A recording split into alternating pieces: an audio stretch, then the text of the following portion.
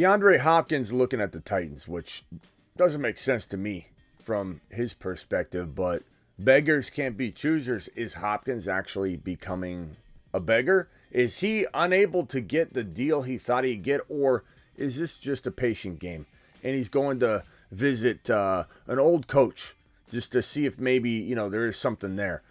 Is Hopkins going to eventually be a Kansas City Chief, a Buffalo Bill? I want to know what you think. Dalvin Cook, Josh Jacobs, Deebo Samuel, Tyreek Hill, and more. The Fantasy Football Show news special, as we do every 7 p.m. every single Monday through Friday. This is a news show, ladies and gentlemen. 7 p.m. news show. Punch that thumb up button on your way in the door. The Fantasy Football Show. It begins right now, pal. FantasyFootballShow.com studios. It's the Fantasy Football Show. Live! Monday through Friday, 7 p.m. Eastern. From the FantasyFootballShow.com news desk, here is your breaking news. DeAndre Hopkins visiting with the Tennessee Titans today. He was slated to, and we're awaiting how that went. But he was scheduled to fly to Nashville on Sunday to visit with the Titans, per sources. D-Hop and Mike Vrabel were together in Houston, so everybody knows that there's a potential, connection there. Is it enough for DeAndre Hopkins to say, let me throw logic to the wind and go to a crumbling, disastrous scenario where, you're not chasing a ring, that's for sure. And do the Titans really want to pay decent money? Because you're not going to, if you're not ring chasing in your Hopkins, you're going after the bag. Okay, it's one or the other. And we heard that a couple weeks ago, and it seems to be true so far. If you're not ring chasing, you're bag chasing. If you're chasing a bag, why would the Titans pay the bag? Do they really believe they have a shot at clinching one of the 3 wild card spots in the conference? Do the Tennessee Titans, are they that delusional that they think this makes a lot of sense? I don't know why it would, but it looks like Vrabel and Hopkins are going to try and see what's what. And so this would be a disastrous scenario for Hopkins' value. It would be not the worst thing in the entire world, but it's certainly one of the lower areas to fall to for him in terms of fantasy football guaranteed production, volume, moving the chains, scoring opportunities. Tennessee's not that good. What this would do is maybe help Henry's value a little bit because there's a wide receiver. Not that Burks is incompetent, not that Nkonkwo is incompetent, not saying that at all. I do like both those guys to some degree, but Hopkins being added to this weaponry would potentially stretch the field and get the Tennessee Titans in field goal and scoring position and moving the chains type situations more so than they would ever, see right now in the current form of this team. I don't really know that this is a good spot. I don't like this spot at all. It's certainly better than him going and ruining Dalton Kincaid's opportunity to be the number 2 wide receiver, even though he's a tight end. In Buffalo, let's go! Dalton Kincaid to the moon. To the moon! To the moon. I tell you. But, Hopkins, we'll see what happens. These players oftentimes are so close to situations, they don't know what's good for them. A la Adams wanting away from Aaron Rodgers and going to Derek Carr, who we know Derek Carr is solid to getting in terms of getting the football to his quarterback, but we knew that situation had potential blow up, written all over it because the Raiders are so bad. And so wanting to go to the Raiders just didn't make sense for that situation. Antonio Brown getting traded to the Buffalo Bills and absolutely refusing to go. Remember that one a couple years back when he burned his feet off that entire offseason? Yeah, he had the tiny little Pop Warner helmet, all that stuff that unfolded that year. He was initially traded to the Buffalo Bills and didn't see Josh Allen as a good scenario. He wanted to go to the Raiders. Why do players want to go to the Raiders? To go and just vanish and wither away? I don't understand it. Wouldn't be shocked if Hopkins is like, let's go to the Raiders. Sometimes players are too close to the situation and they don't really see what is solid, what is good, what is the potential solid spot to go to. Scuba Steve, this is the news segment, my guy. Hang tight. Tyreek Hill, Coach Mike McDaniel said Tyreek Hill is night and day ahead of where he was during the spring of summer and summer of 2022. This is fantastic news, I guess. That Tyreek Hill's getting rave reviews right now, but I didn't really see him, far behind in 2022. I felt like he was, doing good things, did great things in 2022 in general. So I guess anything positive about Tyreek Hill, anything looking solid, anything looking better is good news to us. So excited to hear what's in store for Tyreek. Definitely got tons of upside to be a top 6, top 7 overall player in fantasy football. Tua's got to stay on the field. The musical chairs at quarterback, the potential musical chairs at quarterback with the likelihood of injury to Tua Tagovailoa with another concussion puts Tyreek Hill in not a vulnerable spot, but there could be a transition period between quarterbacks where Mike White comes in or whatever they end up doing. Maybe they trade for Trey Lance if Trey Lance gets traded. Because look, Trey reportedly looked bad in practice. And I already told you yesterday, I don't need to hear, Smitty, you're wrong about Trey yesterday. I wasn't wrong about Trey yesterday. I told you I don't think Trey's going to work. I told you yesterday, I think he's set up for failure. I don't think he rebounds from this. I think Trey Lance's confidence is shot. And I said that yesterday. His confidence is blown. Blown. So I think Trey completely fails. Whether it's failing because he's set up to fail in the next coming weeks and months, or because he's already been set up to fail and his confidence is shot. But Trey went out there and apparently looked like garbage today. Okay, threw an INT. Everybody's talking about it. There's so much speculation in the beat writer world for the Niners saying that, he might even be the third quarterback when Purdy comes back. He's probably looking to be behind Sam Darnold. Sam Darnold, if I had to guess, will get the nod walking into week 1. And every one of you pro Trey Lance people need to understand what time it is and wake up, because the Trey Lance era is over.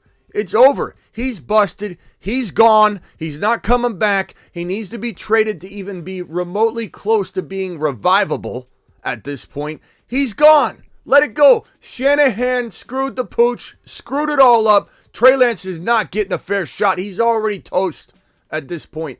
And so could he get traded to Miami? Mike comes from a 49ers system and coaching tree who probably wouldn't mind having him. Maybe. Minnesota. There are all kinds of rumors of where Trey could go. I think they probably do look to trade him. At this point, it feels so broken and it feels so distracting in San Francisco. And I don't think they want Trey Lance on the roster. They made it clear earlier. So this will be a pretty decent fit, but I also like Mike White. I also feel like if Mike White was given a shot, Mike White would do wonders in this offense. So I'm kind of excited to see Trey Lance maybe get traded, hopefully, and get a shot. But then at the same time, that steps on my boy Mike White. I don't know that I want that, but movement's going to happen. We're here for it. We're here to digest it, evaluate it, predict around it. So Tyreek Hill, good news in Tyreek Hill land, I guess. I didn't realize there was anything to be concerned about last offseason. But Michael Thomas, foot. Told reporters, I think they made an error here. It should be foot, ankle, back, shoulder, head, confidence, end parenthesis. Told reporters he would be ready for training camp day 1 full speed. This, I've got a bridge to sell you if you believe and buy into this one. Could Michael Thomas be okay per start? I suppose. I suppose he could still do decent things, like really decent things. Not great, not amazing, but really decent. Really decent to very almost good if he's healthy.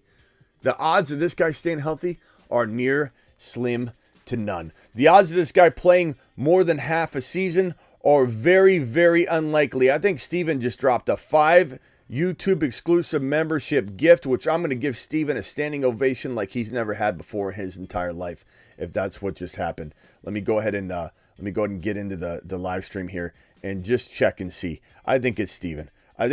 Steven gifted 5 memberships to 5 of fine folks watching right now. 5 of you fine folks got one of those bad boys. Steven. Appreciate Steven. my boy. Let's see.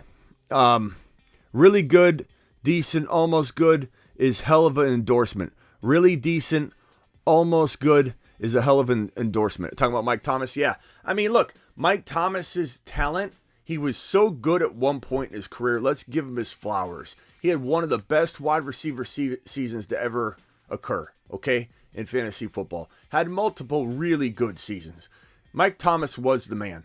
For one moment in time, he was the number one wide receiver in fantasy football, arguably the number one, number two wide receiver in fantasy football. To suggest that if he could stay on the field, he couldn't produce a not amazing, elite, really, really good season, but a really decent, good season. If he stayed healthy, I think would be underselling Michael Thomas's ability to drag 70% of his ability back onto the field on a healthy year and produce a good season, under Derek Carr. Throwing the football to him constantly because Derek Carr can laser lock. But he won't stay healthy. He plays half a season. If there was an over-under on let's say 8 games, I would say under. Under. Mike Thomas, 8 games, forget about it. Not on my watch. I can't make that recommendation. Not on my watch. No way. It is Chris Olave season. If you haven't heard, there's a little man named Chris Olave walking around the streets of New Orleans, and he looks a little something like this. And the story and the little tale goes a little something like this. A top 5 wide receiver hides among the people. His cost of entry is near illegal. Few see him coming. Many stay away. His name is Chris Olave.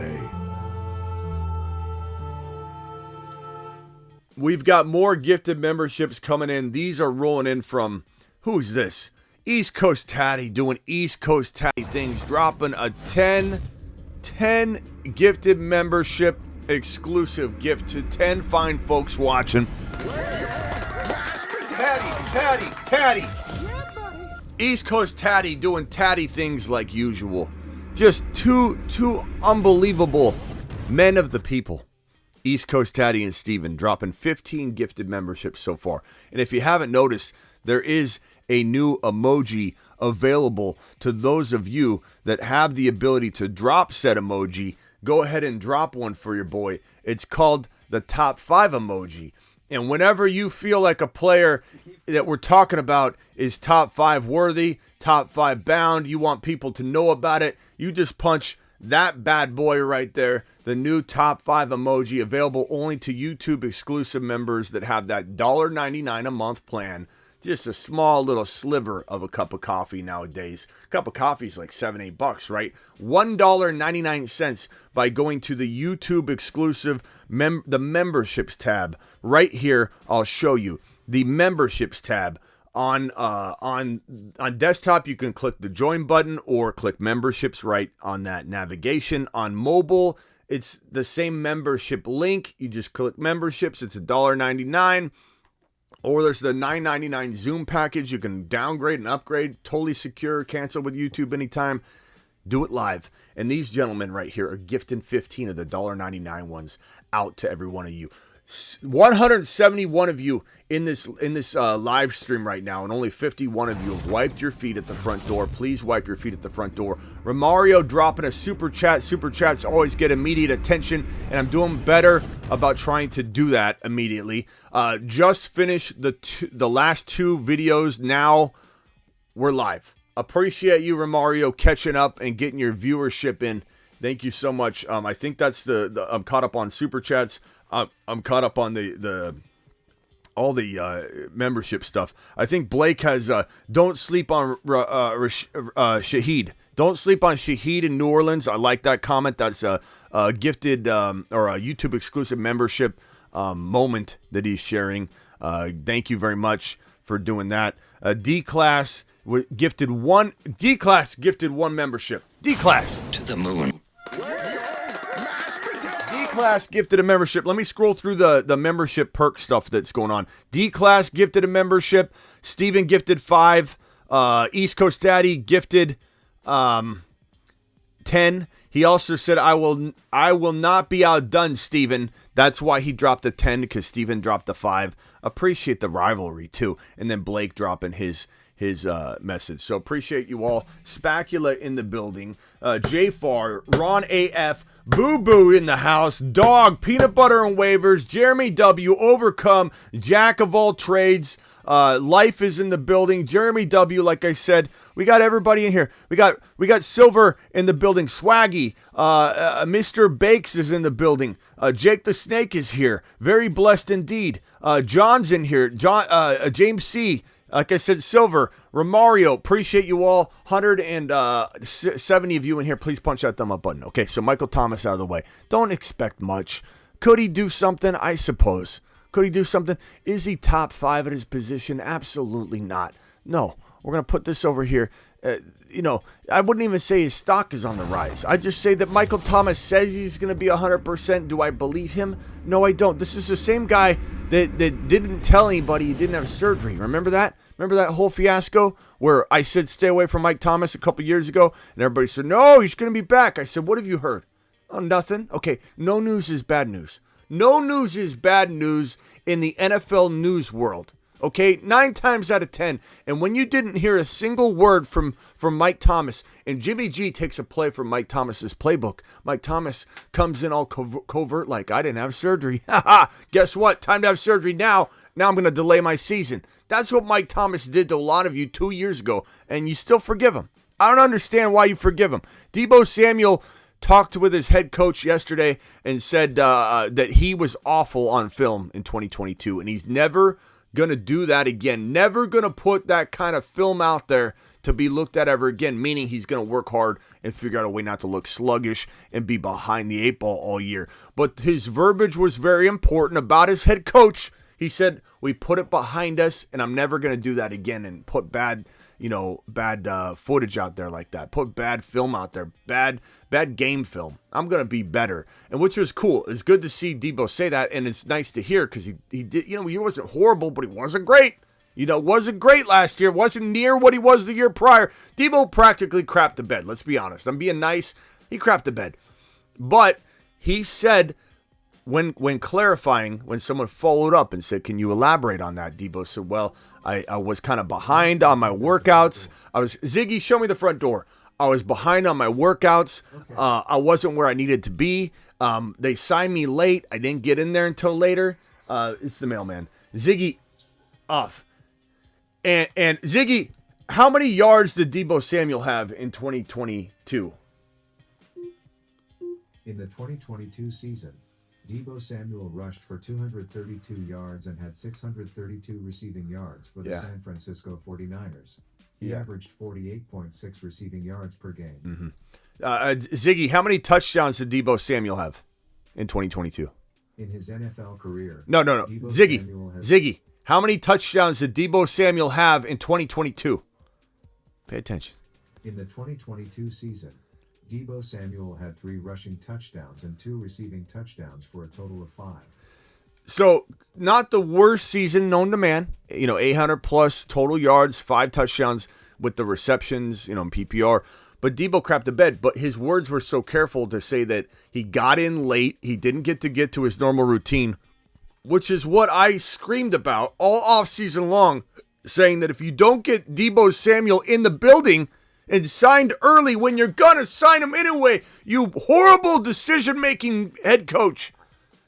Let's just drag this out. It's the Niner way to sign a guy in July, August versus doing it when we already know we're going to do it, and let all these wide receivers sign their extensions to increase the value and the animosity between player that's not going to get that increase in value because the Niners are just set on a number, and they're going to let Deebo watch all these players sign. And Deebo holds out. Animosity between player and fan base. Doesn't work out. Doesn't build rapport with Trey in the quarterback room. And now Deebo goes out and craps the bed. Whose fault is that? If you're going to give him the money and sign him anyway, why not give the man Deebo, who put his whole career on the line, running the football for you, when your whole running back room went down, and Deebo stepped up and said, Coach, I got you. 5-6 running backs down, no problem. I'll start for your team as a running back and a wide receiver. shortened the life of his career, and walks into the offseason looking for a payday, and then what do they say? Wait until August. Deebo was derailed. His offseason was derailed. I believe that to be true. And I don't blame it on Deebo because he knew Shanahan, the Niner way knew that they were going to give Deebo his extension, but they decided to wait. Instead, they decided to wait to cut Jimmy G until Jimmy G was left on the roster. Point is, Deebo could have a better season, but the inconsistency in the quarterback room concerns me enough to say, make sure he's a 4th rounder. Top of 4, I'm okay with it. Middle of 3rd, high 3rd, it's more of a cautionary situation if you ask me. I'm not going near that at that territory.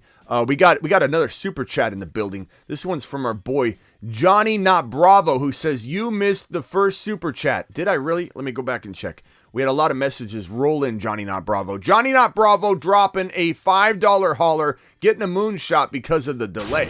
To the moon. Is what he's going to be getting. Johnny says, my team is Eckler. Okay, here it is. My team.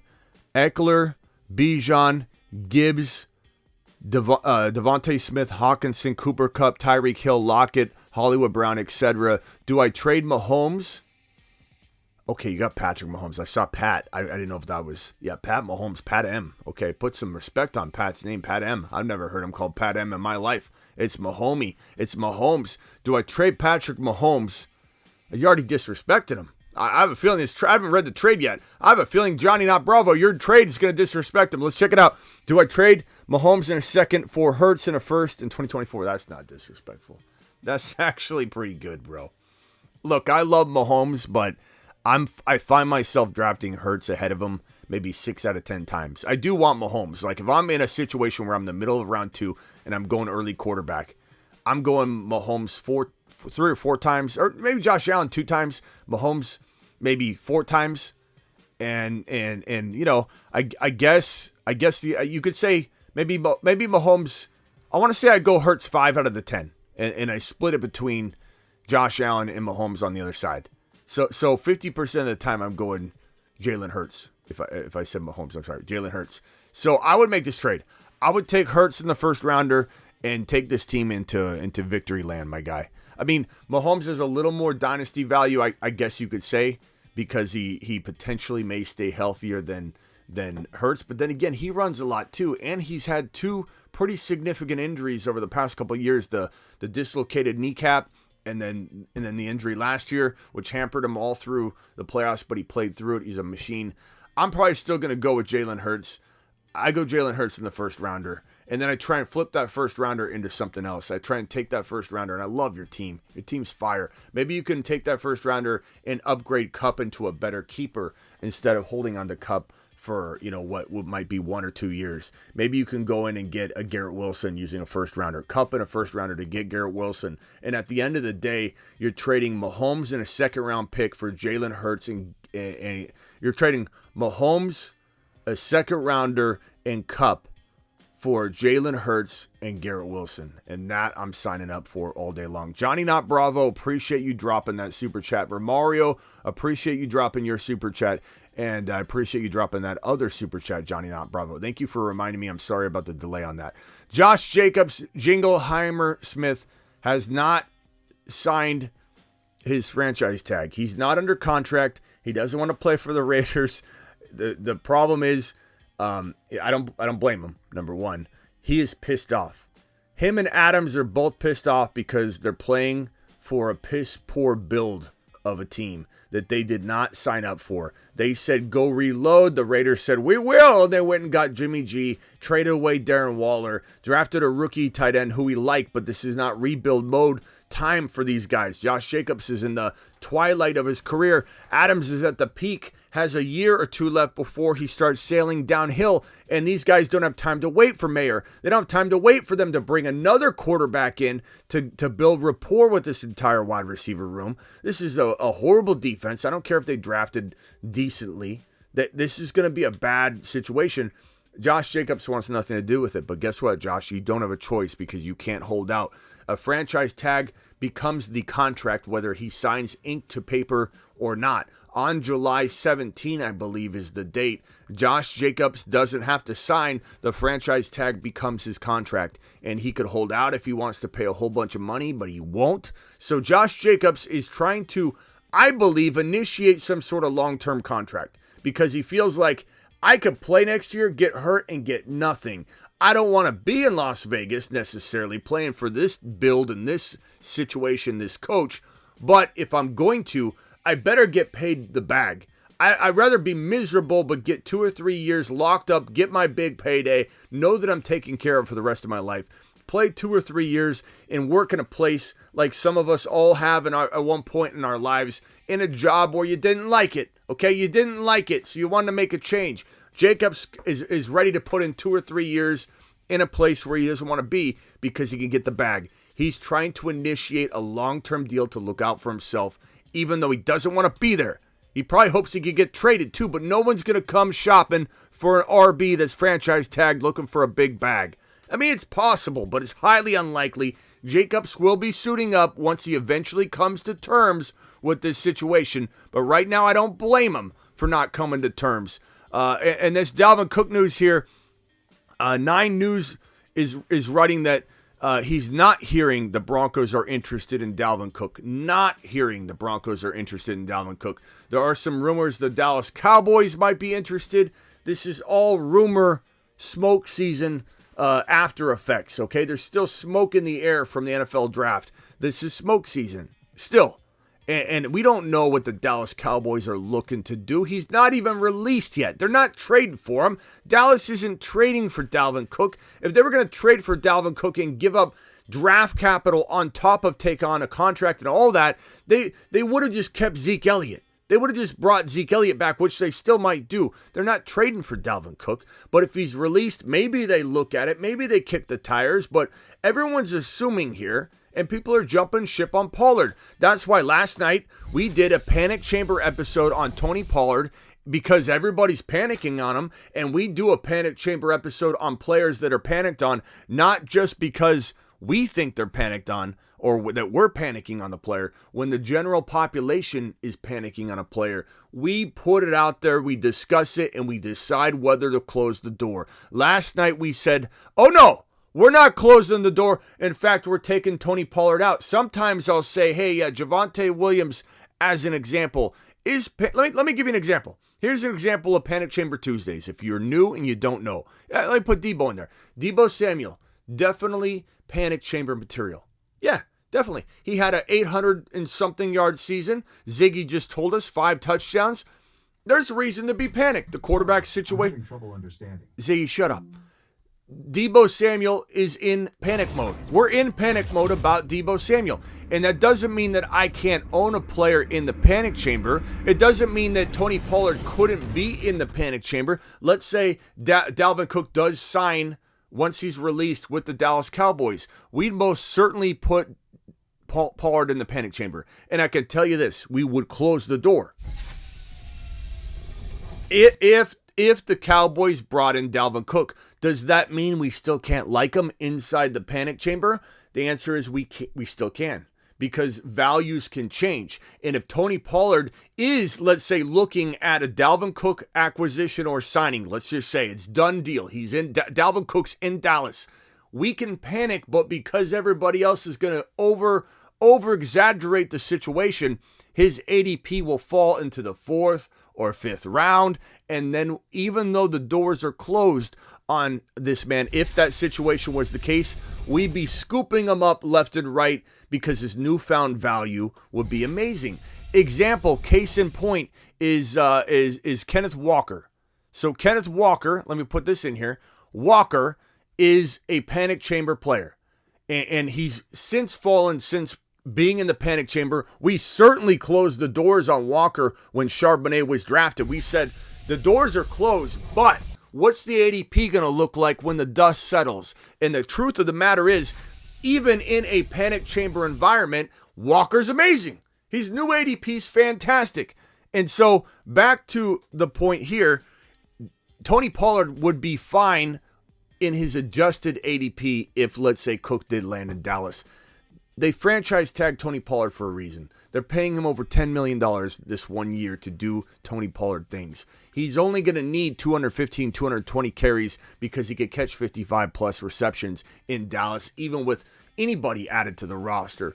So don't worry about Tony Pollard. We'll adjust and adapt. We'll digest and analyze if any sort of Dalvin Cook situation does unfold. But for right now, if I had to guess, I'd say Miami. Miami's probably still the lead dog candidate for Dalvin Cook walking in to the 2023 season. We just don't know. We have to be patient and wait. We can't make assumptions and downgrade Dalvin Cook and players like Dalvin Cook until we know what's going on. Like Javonte Williams. Javonte Williams. People were about to jump ship on Javonte yesterday when this news was kind of sprinkling out there and there were some hints of this. And now this guy from 9 News, may be correct, may be wrong, says that the guy from 9 News says that he's hearing that the Broncos are not, or he's not hearing the Broncos are interested in Dalvin Cook. So anybody that was a knee-jerk reactor yesterday would have just got rid of Javonte at what?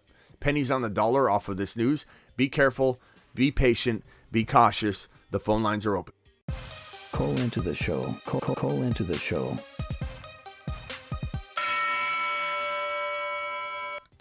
Dial into the show if you want to talk and discuss any of these topics on screen, and your boy here is here to take care of you. Super chats will be answered.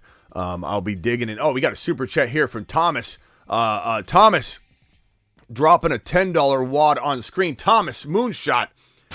Standing ovation because I was late seeing it. Thomas is my guy. Thomas says this. He says, "Sup, Smitty? Love the show. The show loves you back, Thomas. The show loves you back." And Thomas says, "Dynasty, Superflex, Startup, Tight End Premium. Would you give the 1.12 and next year's first rounder for the 1.3? If not, what's the most you'd give? Appreciate it." Would I give the 1.12 and next year's first for the 1.3? If your team, Thomas, feels like it can't be the number 1, number 2, or number 3 overall draft selection next year, you're too good of a team, then I would strongly consider it. But I would love to do this for the 1.2. However, tight end premium, I'd take Kincaid at 3. You know, if it's a super flex. Actually, no. It's a super flex. So you're probably looking at Bijan, Anthony Richardson. I go Jahmyr Gibbs. I would do this trade.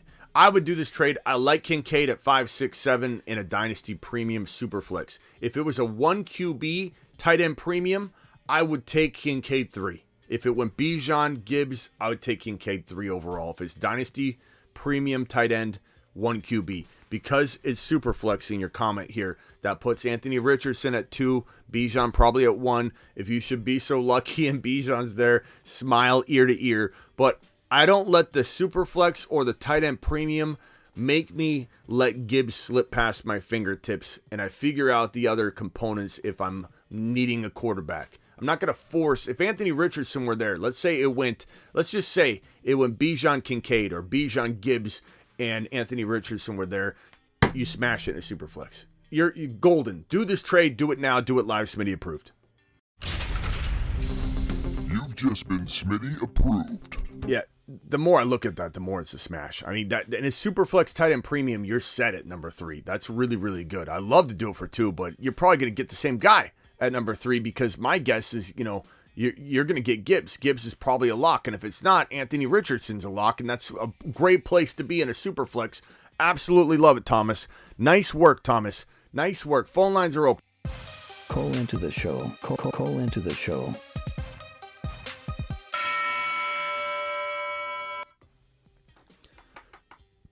Was that a startup, not a rookie? Okay, hold on. Let me go back.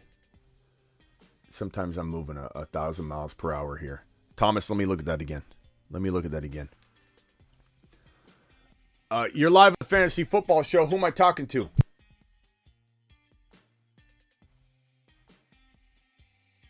What's up, Frank? What can I do for you, pal? Hey, Smitty. Hey, I did a draft, and I wanted to get your opinion on these players that I got. I thought it was a pretty good team that I drafted on the Puppy 2. And so I got Mahomes, Burrow,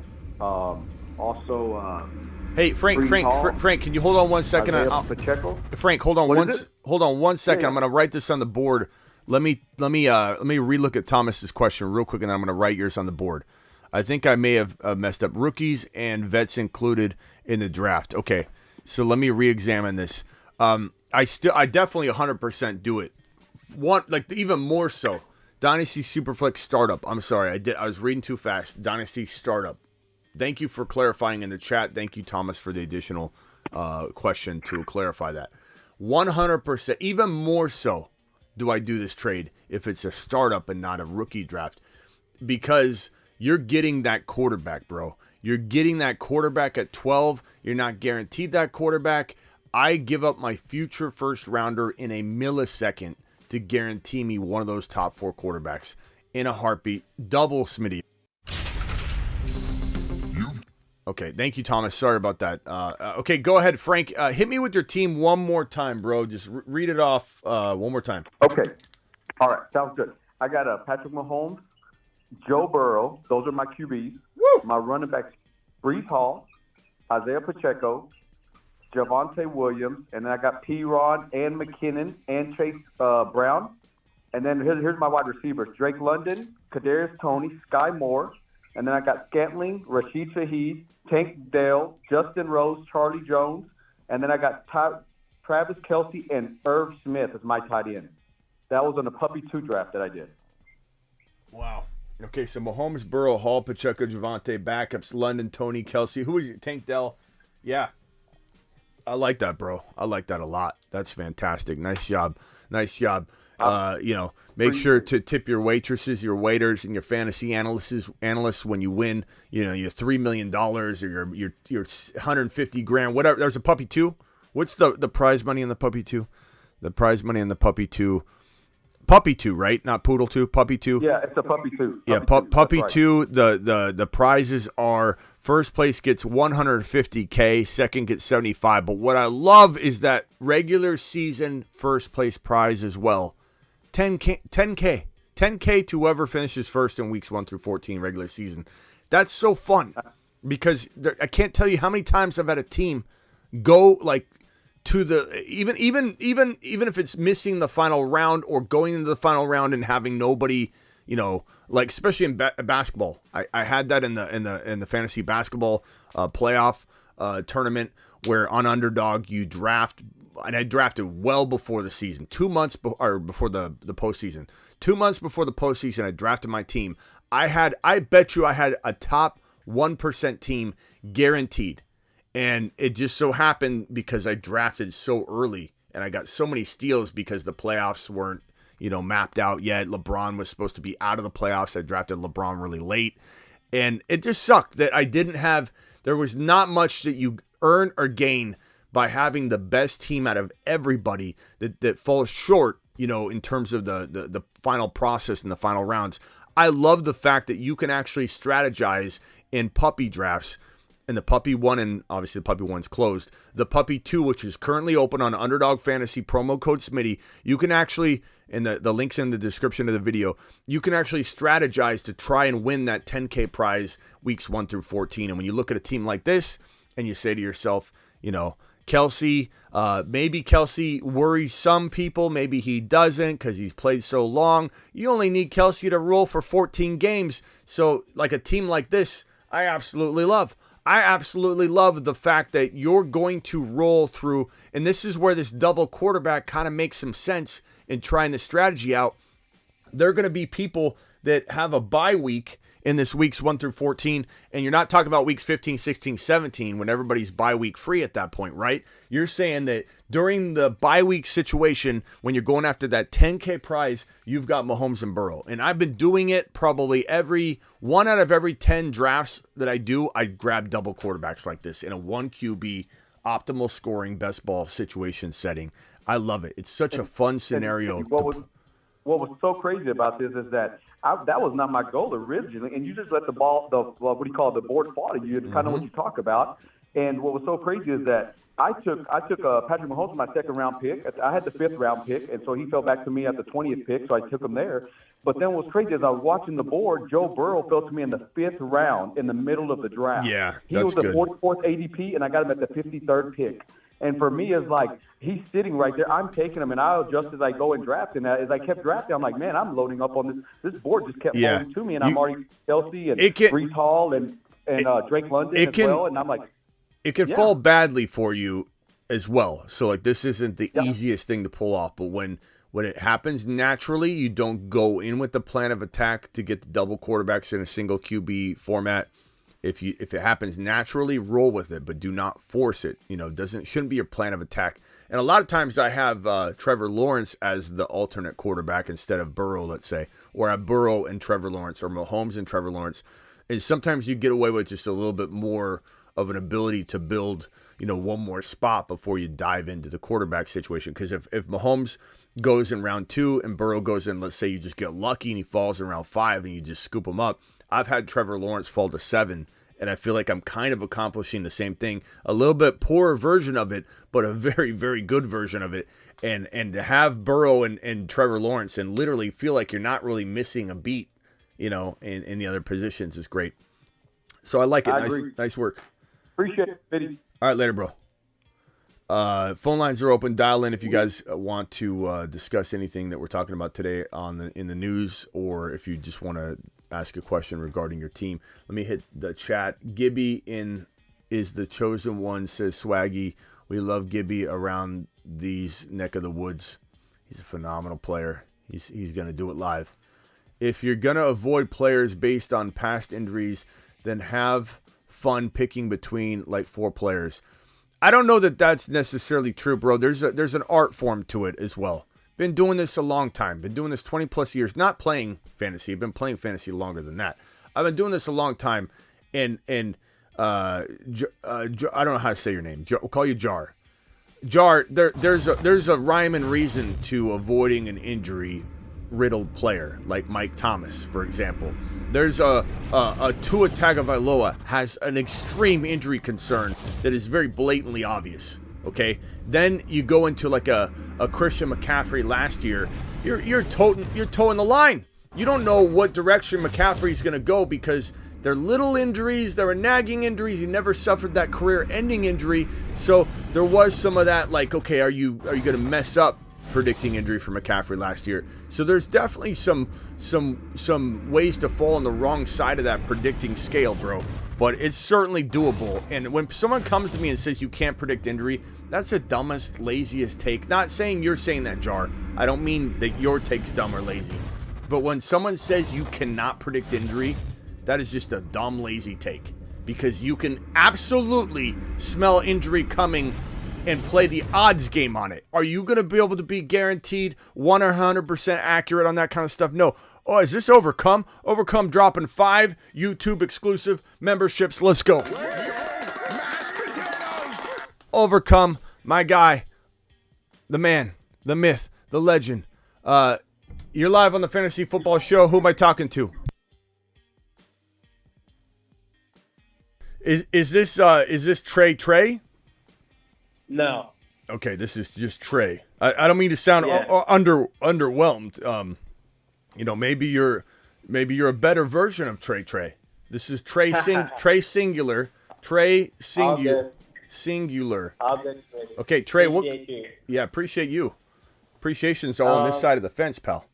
What can I do for you? I had a kind of a cost of entry kind of question for you. With someone I actually don't hear you speak about all too often. It was a comparison I heard between Gibbs and Aaron Jones, saying how both, in terms of receptions, have to do with an elite, a young wide receiver on their team, a solid tight end, also younger, with elite offenses, and then a backup running back who could potentially steal some of their goal line touchdown work. And I don't know, you go Gibbs, or he's sitting around 3.5, and I see cost of entry Aaron Jones, I think it said around 5. You go somewhere in in the 5th round. I just wanted to think. I don't know what you thought about Aaron So Jones. yeah, so you're saying you're hearing this from other people and you're just wanting to discuss it with me. Is that right? No, I thought it was a unique kind of comparison. I never really thought of between Gibbs and Jones there. You know what's so funny about you that? look at And their I don't mean to crap on whoever you heard that from.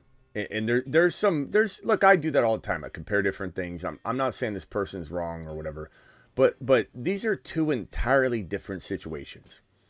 You know, to try and you know, link Gibbs's exact situation to Aaron Jones and that they're going to be the same player and that they're both they both got, you know, both got a wide receiver going to potentially pull receptions or what, like the whole comparison that you just gave, they're two completely different situations, two completely different players, two completely different offenses with two completely different experience levels at quarterback. There's nothing really identical about, in my opinion, Aaron Jones and Gibbs' situation at all. You got St. Brown, who's a veteran wide receiver at this point. He's no young, you know, still learning player. This guy's a guy going in the top 12, 13 overall in fantasy football drafts.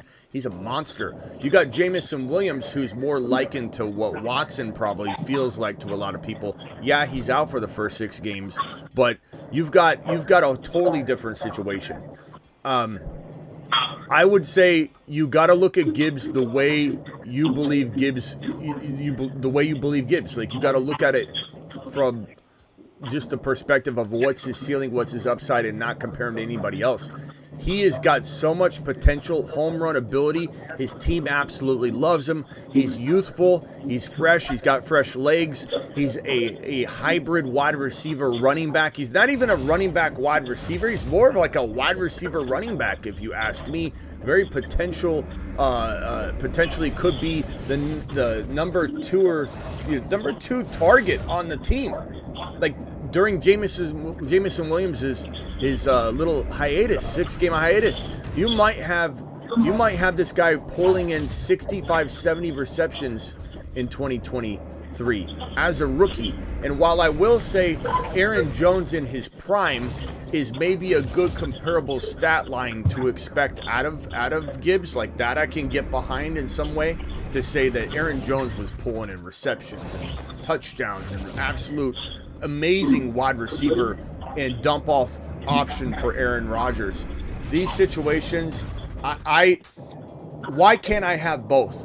Why does me going after Gibbs make me say, or why does going after Aaron Rodgers say replace Gibbs and go after a cheaper version of him? Why do I need to go after a cheaper version? Why can't we look at Gibbs and say Gibbs is top 10 overall potential as a rookie, and we're getting him at 3.5 to 4.4? Why can't we look at that and say that's more win a league capable than getting Aaron Jones in round 5 or 6, and he climbs into where Gibbs is getting drafted 3 or 3.5? You know what I'm saying? So yeah, I get it, but there's nothing to compare for me. They're two entirely different players in entirely different situations. And I hear people do that a lot. Like, they do this thing where they're saying, like, it's kind of trending right now. You see it all over social media. Like, why not go after a cheaper version? The poor man's version of Patrick Mahomes is this guy. It's like, why would you want to do that? Like, I want Burrow. I want Hurts. I want Trevor Lawrence. I want a big dog quarterback. I don't want to go bargain shopping for Danny Dimes to get the poor man's version of Josh Allen so that I can beef up another position. You know what I'll do? I'll take Josh Allen or Joe Burrow, better yet, in the 4th round, and go get a wide receiver that can be the poor man's version of the wide receiver that you're drafting in round 2 or 3, because I'm going quarterback. It's all apples to apples comparison. And I talk about this all the time with people, and it's just, this is what I struggle with for years and years in the fantasy industry, as the only early quarterback defender out there in the business on a grand scale. And when you talk about round 2, 3, 4, 5, and 6, and you talk about, let's say, Jalen Hurts here, and you talk about, so you say Danny Dimes, get Danny Dimes later in rounds, 8 or something. And in that way, you can go ahead and get a wide receiver here. Okay, well, what wide receiver? Name a wide receiver in round 2 that you draft. Amon-Ra. Okay, so Amon-Ra. He's going near the 1st round, though. Give me like a more mid to late, because that's where we're going to take Hurts. We're probably not taking Hurts or Amon-Ra. Devontae. Okay, perfect example. So I take Hurts here, you take Adams here. Okay? And let's just say you're going quarterback shopping in round 7 or 8. Who is sometimes sitting there in round 7? Kadarius Toney. Okay? So I'll take Toney. You can't even read that. I'll take Toney. Who's your quarterback you want? I'll give you any quarterback you want that's beyond round 6. Round 6 or 7. Throw a quarterback out. Danny Dimes is used in a lot of these examples, but he's a little further down. Throw a quarterback out. Let's go Rodgers. Rodgers. So do you believe that Rodgers and Adams is as good as Hurts and Kadarius Toney? And if you do, it's okay, but I don't. No. I don't. I'll find the wide receiver that ups the ante and gets closer to Adams, then you will find a quarterback that is going to get closer to Hurts. That is the apples to apples comparison. That is what I've been fighting uphill battle style for years with people. And they just don't listen. The quarterback pool is so deep, Smitty. So deep that you can find a quarterback, really good quarterback later, so you just wait and then you beef up at other positions. I'll be fine at my wide receiver position. I'll get Dotson. I could go get Dotson in round 6 or 7. Dotson and Hurts, smash. And even if we play this game in round 4, and we say, okay, I'll take Joe Burrow in 3 or 4, so we'll put Burrow here, and give me a receiver you take in the 3-4 territory. Any wide receiver. Can be one that I love. I don't even care. Who? Watson. Okay, so Watson. So I love Watson too. Watson versus Burrow, and then Jahan Dotson versus even if you said Trevor Lawrence. Let's say you get Trevor Lawrence in round 6 or 7. So there's comparables here. Like, I don't hate T-Law and Watson. I love both those guys. They're moon men. But Burrow and Dotson is a better combination for me. I'd rather have Burrow and Dotson than Watson and T-Law. It's apples to apples, oranges to oranges, very comparable. In a worst case scenario, it's dead even to me. I can always find a dead even scenario, or I'm gonna one up you with my 2. Yeah, that's the way it is for me. Exactly. Early quarterback doesn't scare me at all, and it shouldn't scare any of you if you draft the right players. What else you got, Trey? No, that's all I got. You broke it all down. Appreciate you, Schmitty. You're a legend. Yeah, appreciate you, and don't be afraid to take Aaron Jones. I didn't mean to crap on Aaron Jones. I'm just kind of crapping kind of on that, and I hear it a lot where people are like, "You can go get the discounted version of them." Why do I want a discounted version? I'm drinking Prime right now. Why would I go into the other room, fill it up with half water right now? I've got half of it left. I can just go pop open another bottle. Why would I want to fill this up with water and water it down? I don't understand the whole concept. The only thing I would say is if someone says, okay, I don't like this player, he's risky. You know, like if you say, like I say this a lot of the time, why take Devontae Adams in round 2 when I can get Watson or London in round 4 and go RB in round 2? But that's a whole different angle.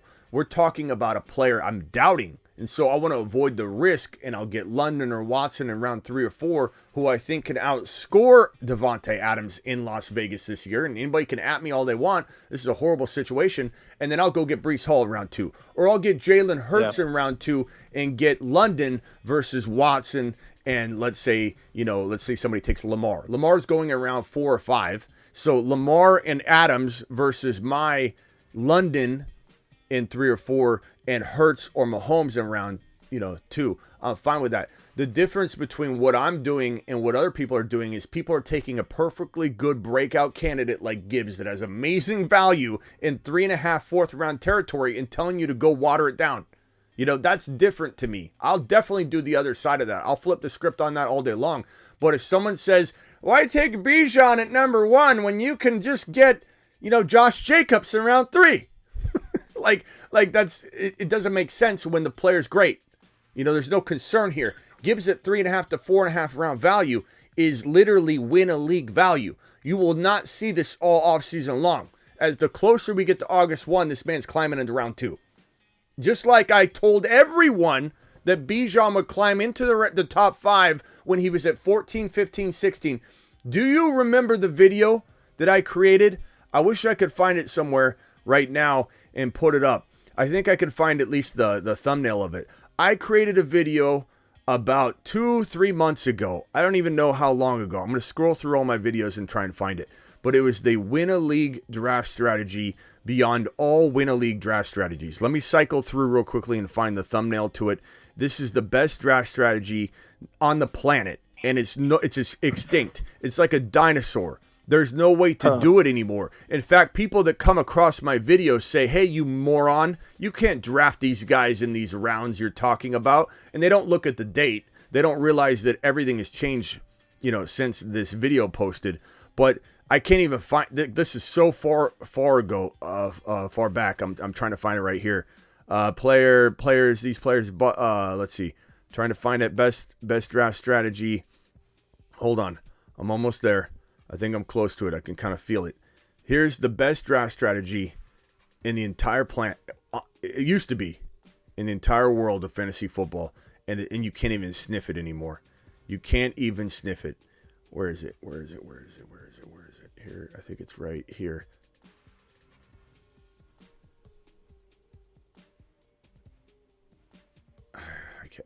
I can't find it. Let me see.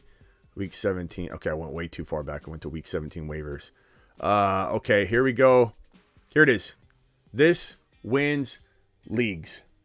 This wins leagues. Do you see? I don't know if you can see that graphic right in the middle there. This wins leagues.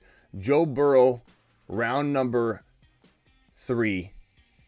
Jamar Chase, round number 1. Bijan, round number 2.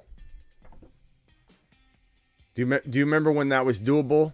It's crazy to think about that was doable. Yeah, way back when. Yeah, this is 4 months ago. Let me put the clearer graphic on screen.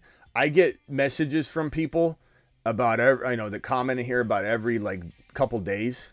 Somebody sends a message and says, "You idiot, you can't do this." So this is 4 months ago.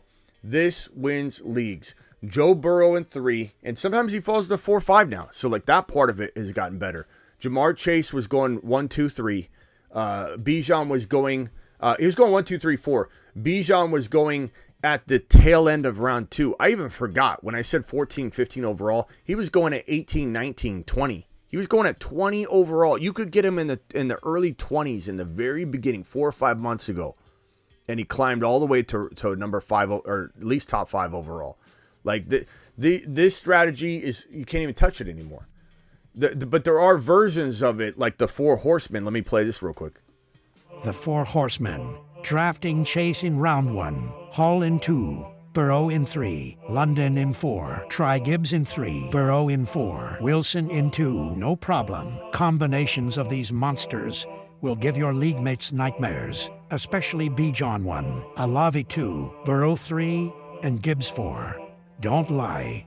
You just made an oopsie in your pants, didn't you? Ride for horses at the same time. The 4 horsemen. Yeah. So Trey, I guess I had to go. He jumped. Trey, I appreciate you calling anytime, pal. I think he got overwhelmed by the glory on the screen. But Trey, appreciate you. That 4 horsemen is fantastic, and honestly, the 4 best friends is also a different version of that. I tend to go 3 of these and not all 4 at the current moment. I tend to go with Joe Burrow or Walker, especially in the 4 or 5 territory, is fantastic. And you could even get Joe Burrow in 5 and Walker in 4 and kind of do a version of this bad boy right here. Trey has been a member for 3 months. Kellen Moore, contract year incentives. Eckler, running back 1, says Trey. Appreciate you dropping that, Trey. Be a little cautious of his ripe age of 28 years old. Overcome, appreciate you dropping those 5 gifted memberships, my guy. Is that brand new? Say word. Dropped a super chat right now. $5 holler. To the moon. To the moon, you go, pal. Appreciate you. Say word says 16 team keeper snake league. keep Josh Allen, Diggs, Pollard, or T. Higgins. Drafting from the 15 spot, be kind, Smitty. No, there's nothing wrong with that team, bro. Josh Allen, Diggs, and Pollard. You take Pollard a little higher than T. Higgins, in my opinion. So I would definitely throw T. Higgins back. You're more likely to draft him back, although you might even get a better player back. But I would definitely keep Pollard, Diggs, and Allen. But if you get time to wait, don't lock it in until the final hour, because you never know if something happens to Pollard's value with like a Dalvin Cook signing, and we can digest that when it happens. But easy call for me, drafting from the 15 spot, 16 team keeper. Why would I be hard on that, say word, in a 16 team keeper league? Like 16 owners? That's crazy to have Josh Allen, Diggs, and Pollard. That's a phenomenal team. But I definitely would keep the balance of that, because you're also going to find, you're picking 15 spot, you might not see a running back, or I don't even know how it's going to go, but at least you got a good balance. You can go any direction you want at that 15 spot, because you'll be covered. You'll have such flexibility, say word, to do whatever best player available dictates, because you will have one wide receiver, one quarterback, one of the best duos in the game, and you'll have Tony Pollard, an exciting top 5 to 10 running back. You'll get to do whatever your heart desires at 15 if you go with the balanced approach. 100% easy. Oh, keep one? You say keep one? Okay, keep one. Keeper league. Okay, I didn't see keep one. I thought you're saying keep Josh Allen, Diggs, Pollard, or Higgins. If you could only keep one, I probably would let quarterback slide, and I'd probably go Diggs. He's the highest drafted player. Pollard is somebody you could even potentially get back if you wanted. I would go Diggs. Man, I thought you could keep all three of those, but still fantastic. Diggs is a top 12 overall player. Keeper's different than Dynasty too. Like, Diggs might have less value in Dynasty because he may not have, like, a handful of years left. But when you got 1 to 2 years left in a keeper, you're fine, because you're going to draft other people that are going to compete for your keeper slot, given you only have one. So very, very solid. Very solid. I'd probably throw, unless your quarterbacks fly off the board, I guess I'd want to know that answer to that question. If quarterbacks go really, really high, and I don't see that he says super flex. So obviously if it's super flex, you can keep Allen in a millisecond. But he doesn't say super flex here. I guess I would be tempted to go Allen if you set it 6 points per TD pass. Let's say you didn't give me that information. Let's say it's 6 points per TD pass, and quarterbacks fly off the board. Then I'd be tempted to go Allen in that scenario. A few people in here like Allen. I don't mind that. But I think you draft Diggs ahead of Allen in a redraft, so, it's a keeper format. But, yeah, you know what?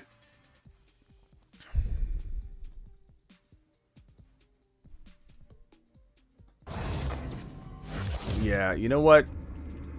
Yeah, I'm keeping Allen too. I'm agreeing with everybody in the chat that's saying Allen. Because the fact that, this is going to be a guy you can keep every single year.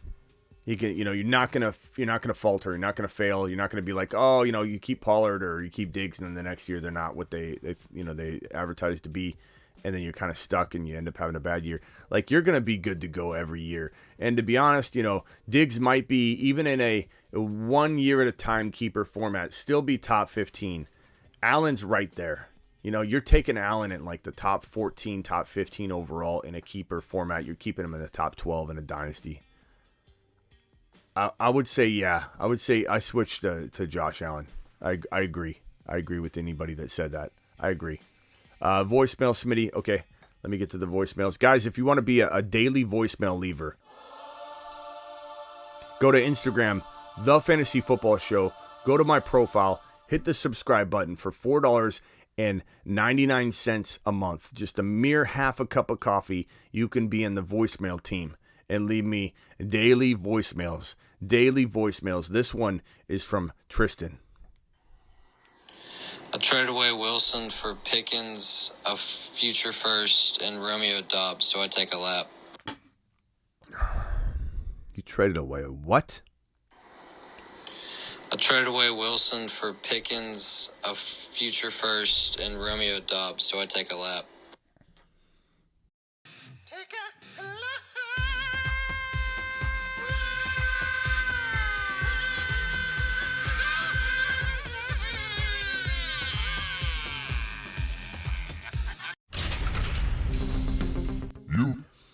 I don't know that I would have done that trade. I mean, maybe you could give me some context that changes my lean a little bit. Like if you said to me this is the number 1 overall pick, like then you start swaying me a little bit to be like, okay, I understand why you might have done it. You know, maybe you take a half a lap or whatever. But the fact that, like, I mean, I don't know, bro. Garrett Wilson's the man. Why would you do that, Tristan? You know all the Garrett Wilson content I have. Tell me you did that at least after my video today. That probably broke your heart to watch, Tristan. That video today probably just broke your little heart to watch. Here's Tristan right now. Tristan, you're live. Tell me you did the trade after my Garrett Wilson video at least. Hello, what? Tell me you made that trade at least after my Garrett Wilson, or before my Garrett Wilson video. I'm sorry. That's exactly the first thing I was going to tell you, Smitty. And like, I saw your video, and I was like, I was already like, really didn't feel great about it before I saw the video, and then I saw the video and really didn't feel great about it. Yeah, I'm sure. Yeah, why'd you do that? I was gonna ask you, man, kind of just if you want to, can you talk on like when you're trying to like when you can't compete, you know, in the next year, and you're trying to rebuild a team. I mean, does it just boil down to you gotta sell these kind of guys for just way too much, or just hold on to them? But the thing is, he's such a young kid. Like he's got a decade in front of him. Yeah. You know, so like I agree selling like a potential, like even Christian McCaffrey. I'm trying to think of a running back like that's already played, you know, a number of years already. Like Javonte, for example. Like Javonte, you know, how many years can you wait to rebuild and then he's done? You know, like running back specifically with 2 or 3 years already played, and maybe they're still in their prime. Jacobs, I want nothing to do with him in a keeper dynasty format. Even though some would say, hey, he's still a young guy. He's 20. Was he 25? He's still got a lot of years left. Well, does he? He has 2 years left, and then we start worrying about him, and then 28's that drop-off year. So, but like, you know, where's this pick going to be? And be honest. Don't just say it's top 1 or 2, but like, is it got a shot at being a top 3 pick or a top 1 pick? No. Well, I commend your honesty. You could have come in here and said, yeah, it's the 1 overall. But no, it's crazy because I felt decent about it like when I sent it, and then like 2 days later I was like, man, that doesn't look so good. No. And the thing is, he didn't have much else I could have really wanted. I mean, he had like some young running backs, but like if I'm really looking to be decent in 2 or 3 years, I don't know that like. Bro, you could be getting. I mean, how do you feel about Quentin Johnston right now?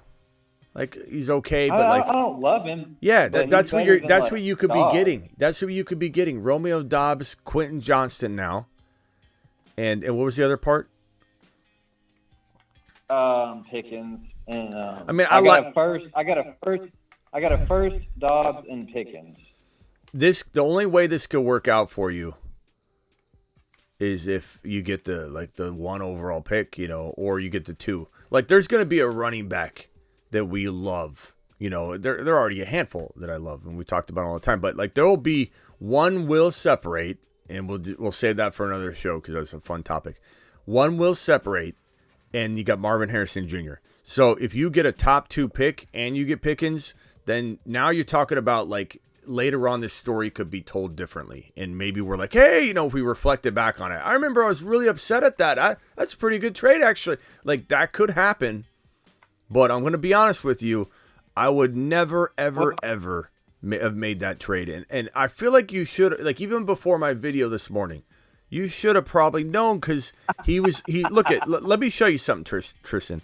There are what, 7 guys? No, I should know. He's on a shuttle to Mars. You're right. Hold on. Man. He's on the Marsmen list for a reason.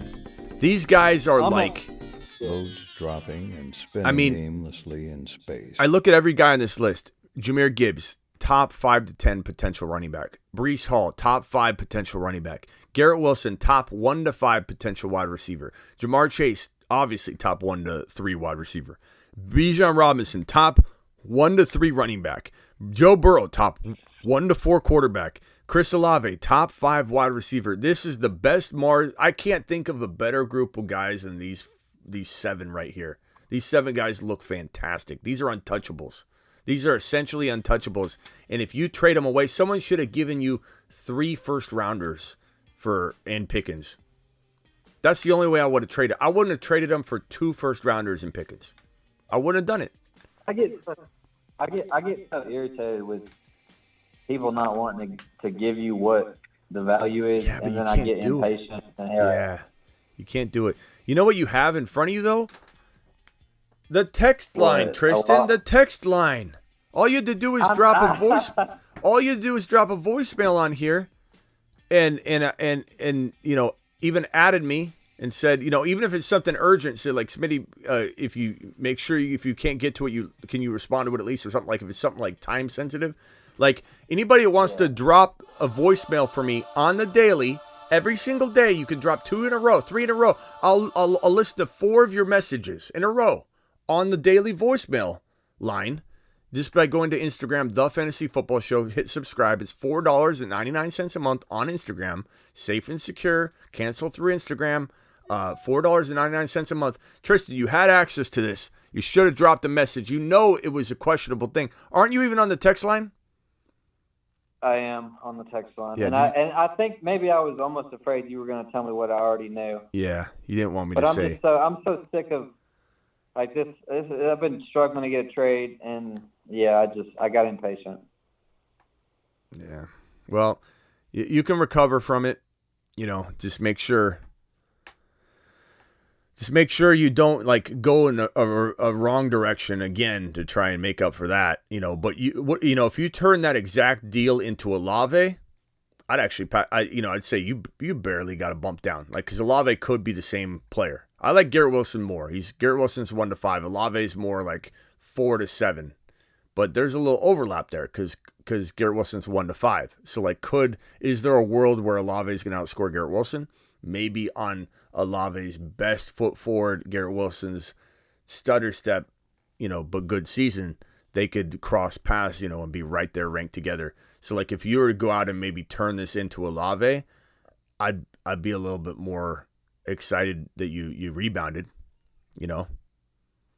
Yeah. Well, maybe I can try to trade this first into a team that looks like it'll have a better first. I actually have Olave on this team, but like I said, maybe I can, while the season's young, I can maybe try to get this first to be a top 5 first at least, prospectively. I hate to do it, but he got you, pal. Got him. I hate hitting that for my own people too. I hate doing that when he's not even a part of this show and he got you. That's right. Hey, you're taking it like a man, a good sport, and I know you'll bounce back, bro. It is what it is. Like Max said, all you gotta do is fleece one other person to bounce back. All you gotta do is fleece one other guy. But you got a voice. I like that mentality. Yeah, you got a voicemail line that can help you do that. So drop a voicemail. Whew, yeah, that one was tough. Definitely, like, after all the Garrett Wilson work I've been putting in over the offseason, I wish that video would have come out a day before for you, but you already you already knew it. It was just a reminder. I know. Because I've been saying the same. I mean, I really just regurgitating a little bit more aggressively what I've been saying all offseason long. Garrett Wilson's a top 5 wide receiver. Now I'm just saying Garrett Wilson's a top 1 to 5 wide receiver. It's the same thing. Yeah. All right, bro. Anything else? Yeah, I wanted to ask something else. I feel like your opinion on Anthony Richardson has evolved a little bit in the offseason, especially compared to how you feel about him compared to Bryce Young. Yeah, a little bit. You just feeling him a little more? I mean, yeah, it has. I think you're right. Like, I think sometimes I talk about Bryce Young from a quarterback perspective too, and then I get caught up in that, and maybe I'm not clarifying.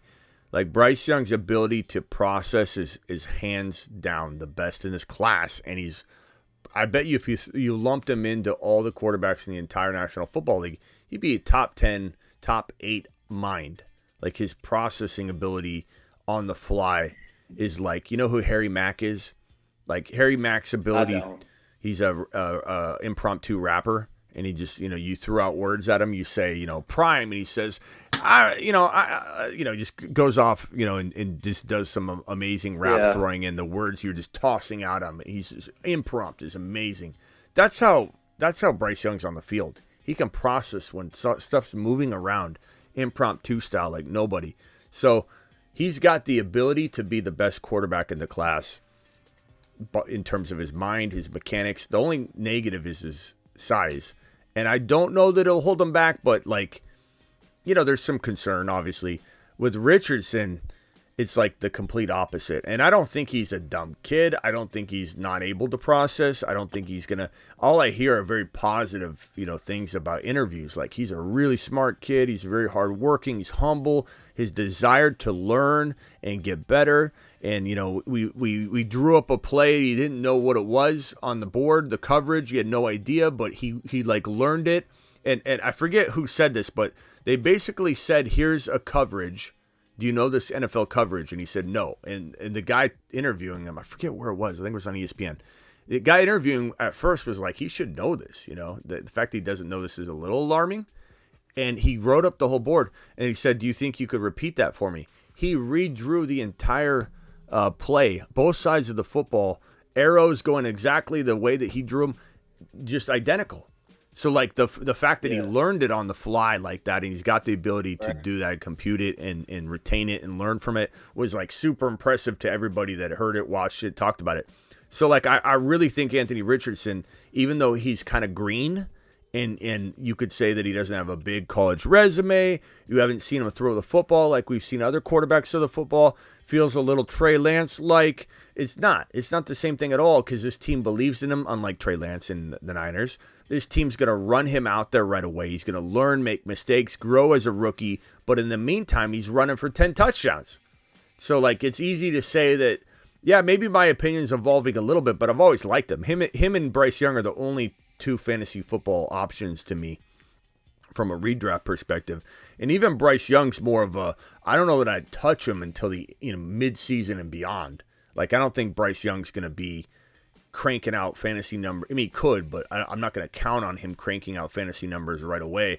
Whereas Anthony Richardson, we're drafting as a top 10 to 12 quarterback. Even if we're drafting an Aaron Rodgers or Derek Carr after him, and then starting that Aaron Rodgers or Derek Carr at first, because we love the potential of Anthony Richardson on the ground. And if he does start throwing good passes and looking good, and he looks good, he can throw a 70-yard missile just with ease. He's got one of the best arms in the NFL already. And it's a very similar painting that we're painting a picture about Anthony Richardson that I did specifically, but some did about Josh Allen. Josh Allen, big arm. Josh Allen walked into the NFL with the third or fourth strongest arm right out of the gate. And that was an asset that you had to consider if you believed in his other traits and abilities. And I did. And he was an amazing scrambler. He had the best arm in the NFL. And what I said to myself, and what I said to people that asked me, and definitely wrote about it in my thefantasyfootballshow.com. I have bold predictions every year on that site. I have for 20 years. And in that prediction and all the stuff that I talked about with Josh Allen was that you give me one of the best running quarterbacks in the National Football League, and he has one of the best untapped arms in the National Football League. He's both the top 4 running quarterback. He's got a top 4 arm. Not accuracy yet, but arm, cannon, ability, untapped potential, a weapon on his arm. That to me spelled glory. Top 4 arm, top 4 running ability. All you got to do is tweak it to perfection, and Daboll did it. Daboll did it. And it was amazing. And I feel like you're putting the same guy that cultivated Jalen Hurts into what Jalen Hurts just became in Indianapolis to cultivate Anthony Richardson. He's going to use the same blueprint, and he's got the same kind of putty to work with. A guy that's a specimen of a runner. Jalen Hurts was a specimen of a runner. And Jalen Hurts is not as big a guy as people think. He looks really big, but Fields is much bigger than Jalen Hurts. Fields is like 6'3". Jalen Hurts is like 6'1", 6'2". Like there's about 1.5 inch, 2 inch difference between the two, and a little bit of weight too. Anthony Richardson is like a bear out on the field. And it's going to be so fun to watch him try and get tackled and hit by smaller players that aren't considered to be the biggest, men in the NFL. This is going to be interesting to watch him manhandle a cornerback when he's breaking off a long run and there's nothing between him and the goal line but a safety or a small cornerback. I mean, he's got a barrel right over him. This guy's amazing. He can do backflips at his size, which is just crazy. The equivalent of, I would say, that basketball player that's going number 1 overall. Like, and I had Ryan Hollins on the show to talk about him. Wemby. Wemby is like just out of this world, talented, athletic for his size, like something we've never seen before. Wemby is, I believe he's 7'5". He plays like Kevin Durant at 7'5". He dribbles like better than Kevin Durant. He dribbles like like a point guard.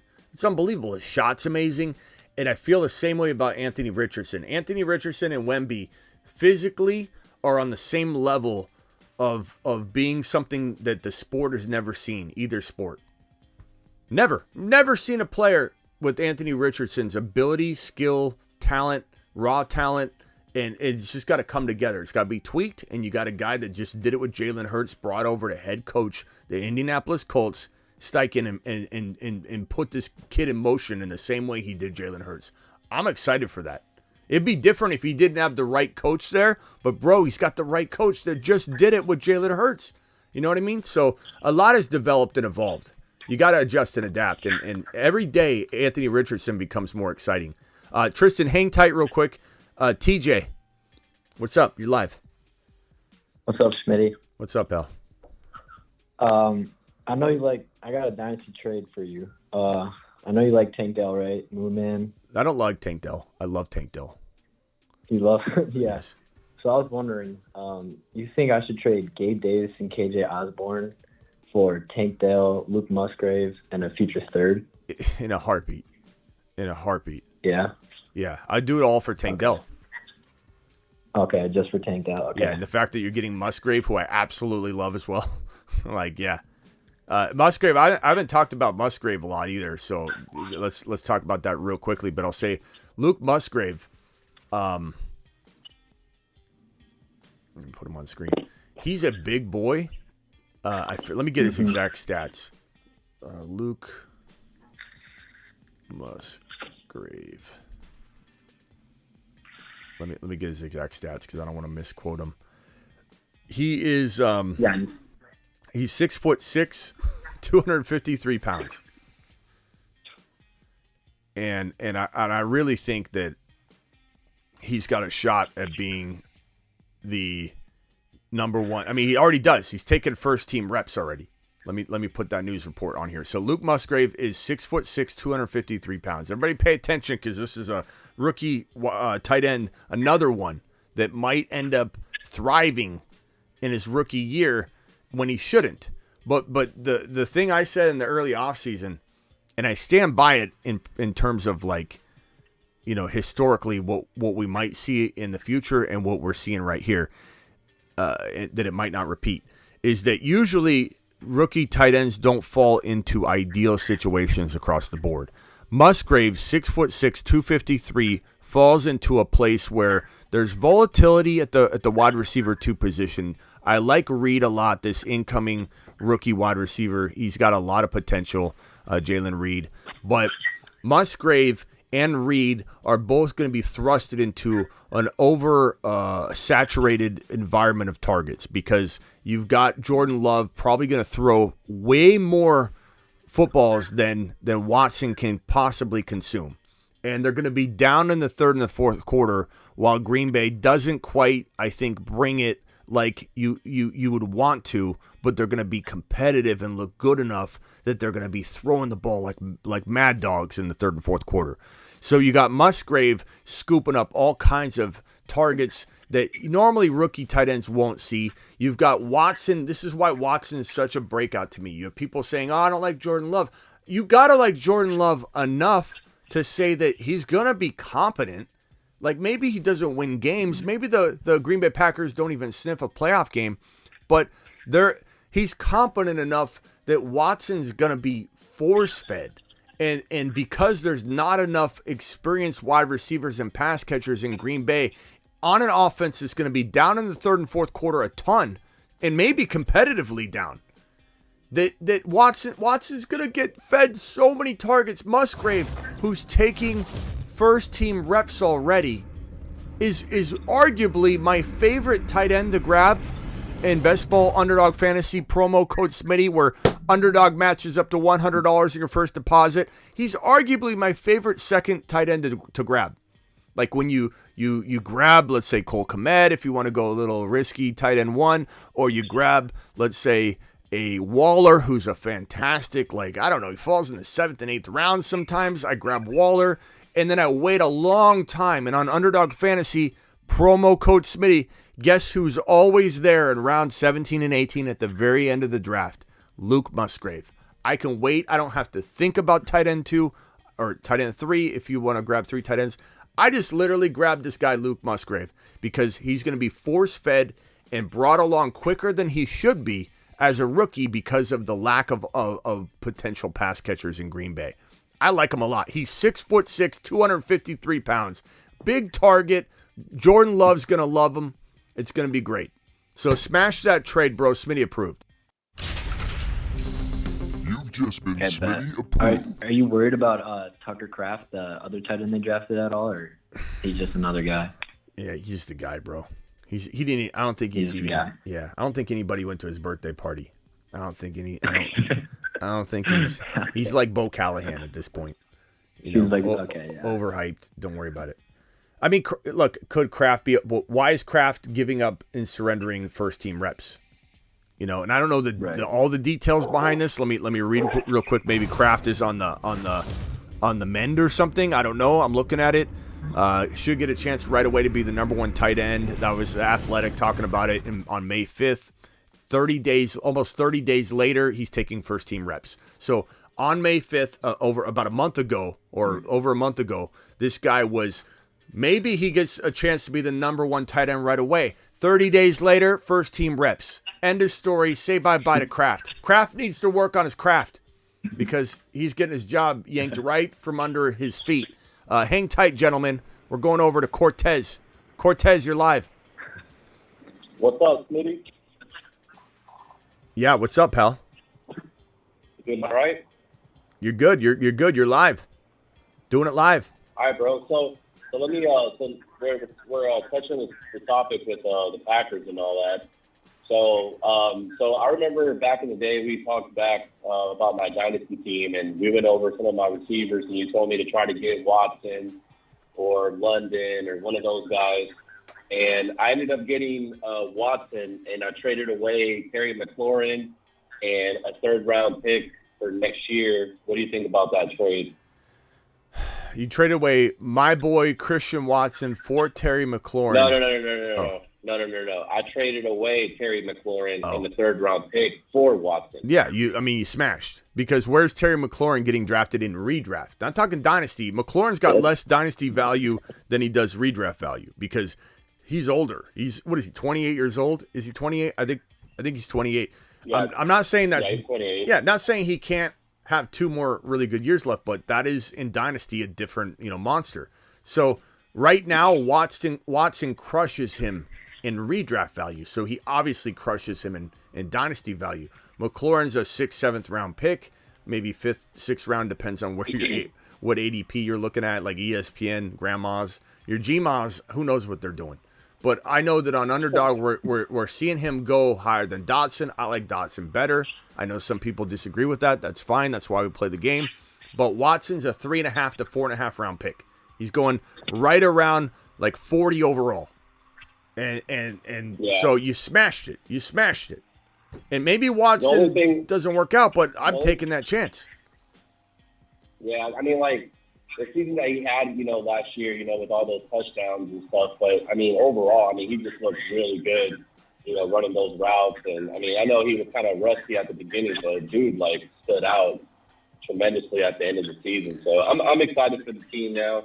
Now, do you like Watson more than London? They're very close to me.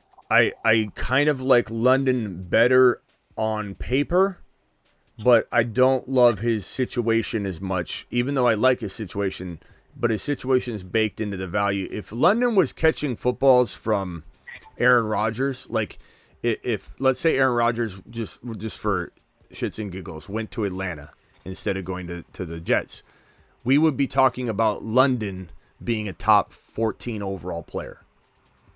But yeah, I agree. Not to rip on Ritter, not to try and condone any of the dumb, lazy negativity and hateful comments toward Ritter and the Atlanta Falcons being a good offense next year, because people don't know what they're talking about when they continue to peddle that out there. When Algier was 4.9 yard per carry material last year, and London was catching 1,300 plus yards prorated on the 5 games that London and Ritter played together. People are lazy with trying to put all this together.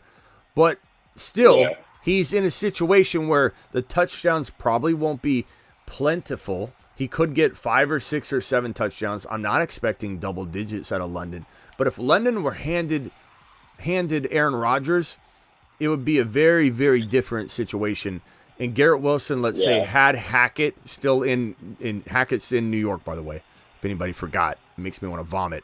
Hackett's in New York. Let's say they missed on getting Aaron Rodgers and they brought in Jimmy G.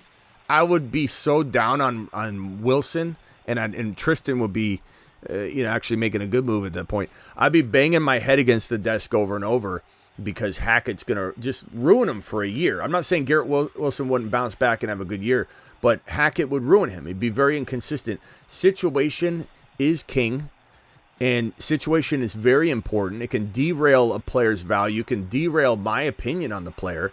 And if we just simplify this and say, instead of talking Aaron Rodgers, let's just say London went to Green Bay. Aaron Rodgers fast-tracked London a little bit like he did Christian Watson, got a year with them, made them really, really good. And London was looking at Jordan Love. I'd have London in my top 15 overall.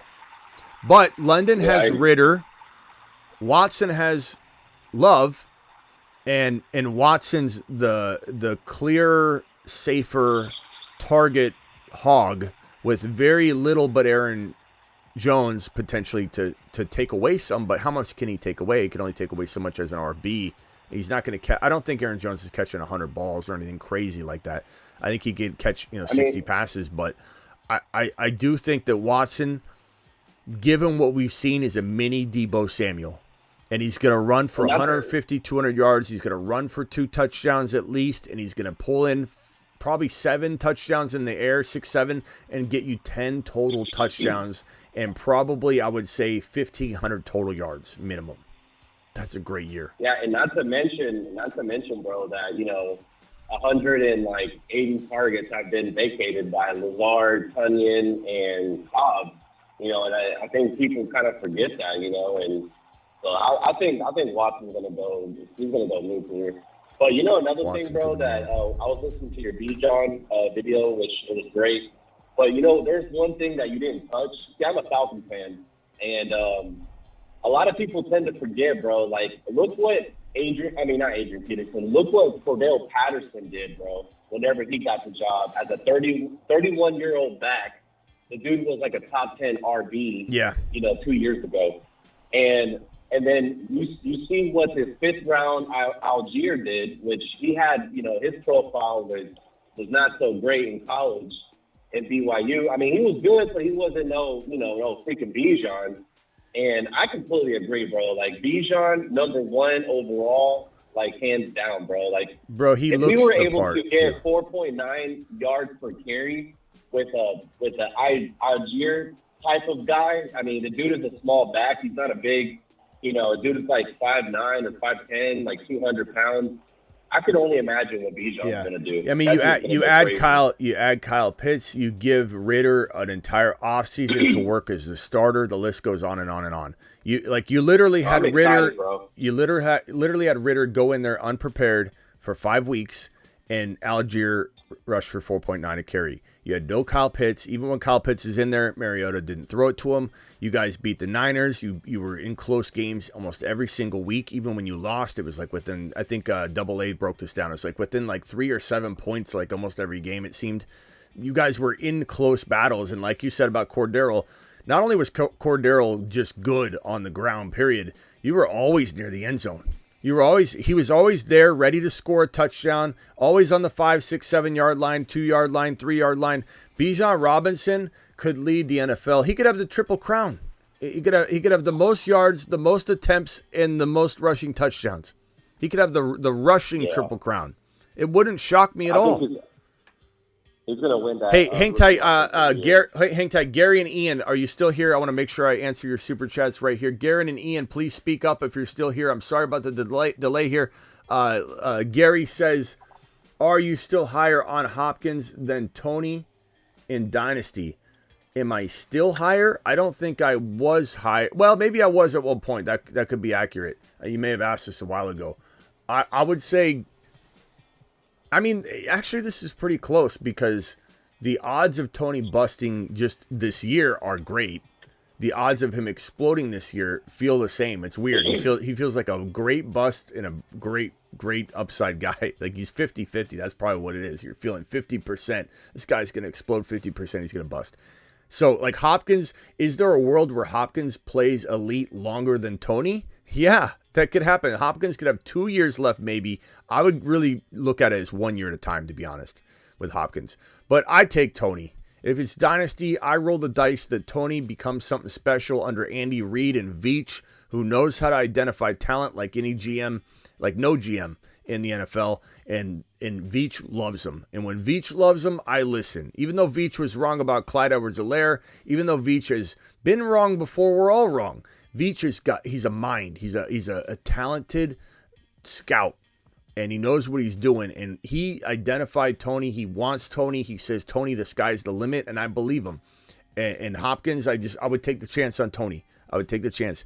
And then this other one let's see, Couch has Kraft over Musgrave, 15 rookies to the draft. Thoughts? I mean, I have Musgrave way over, like he's working with the first team. You know what I mean, Gary? There's no competition. Kraft can suck it at this point.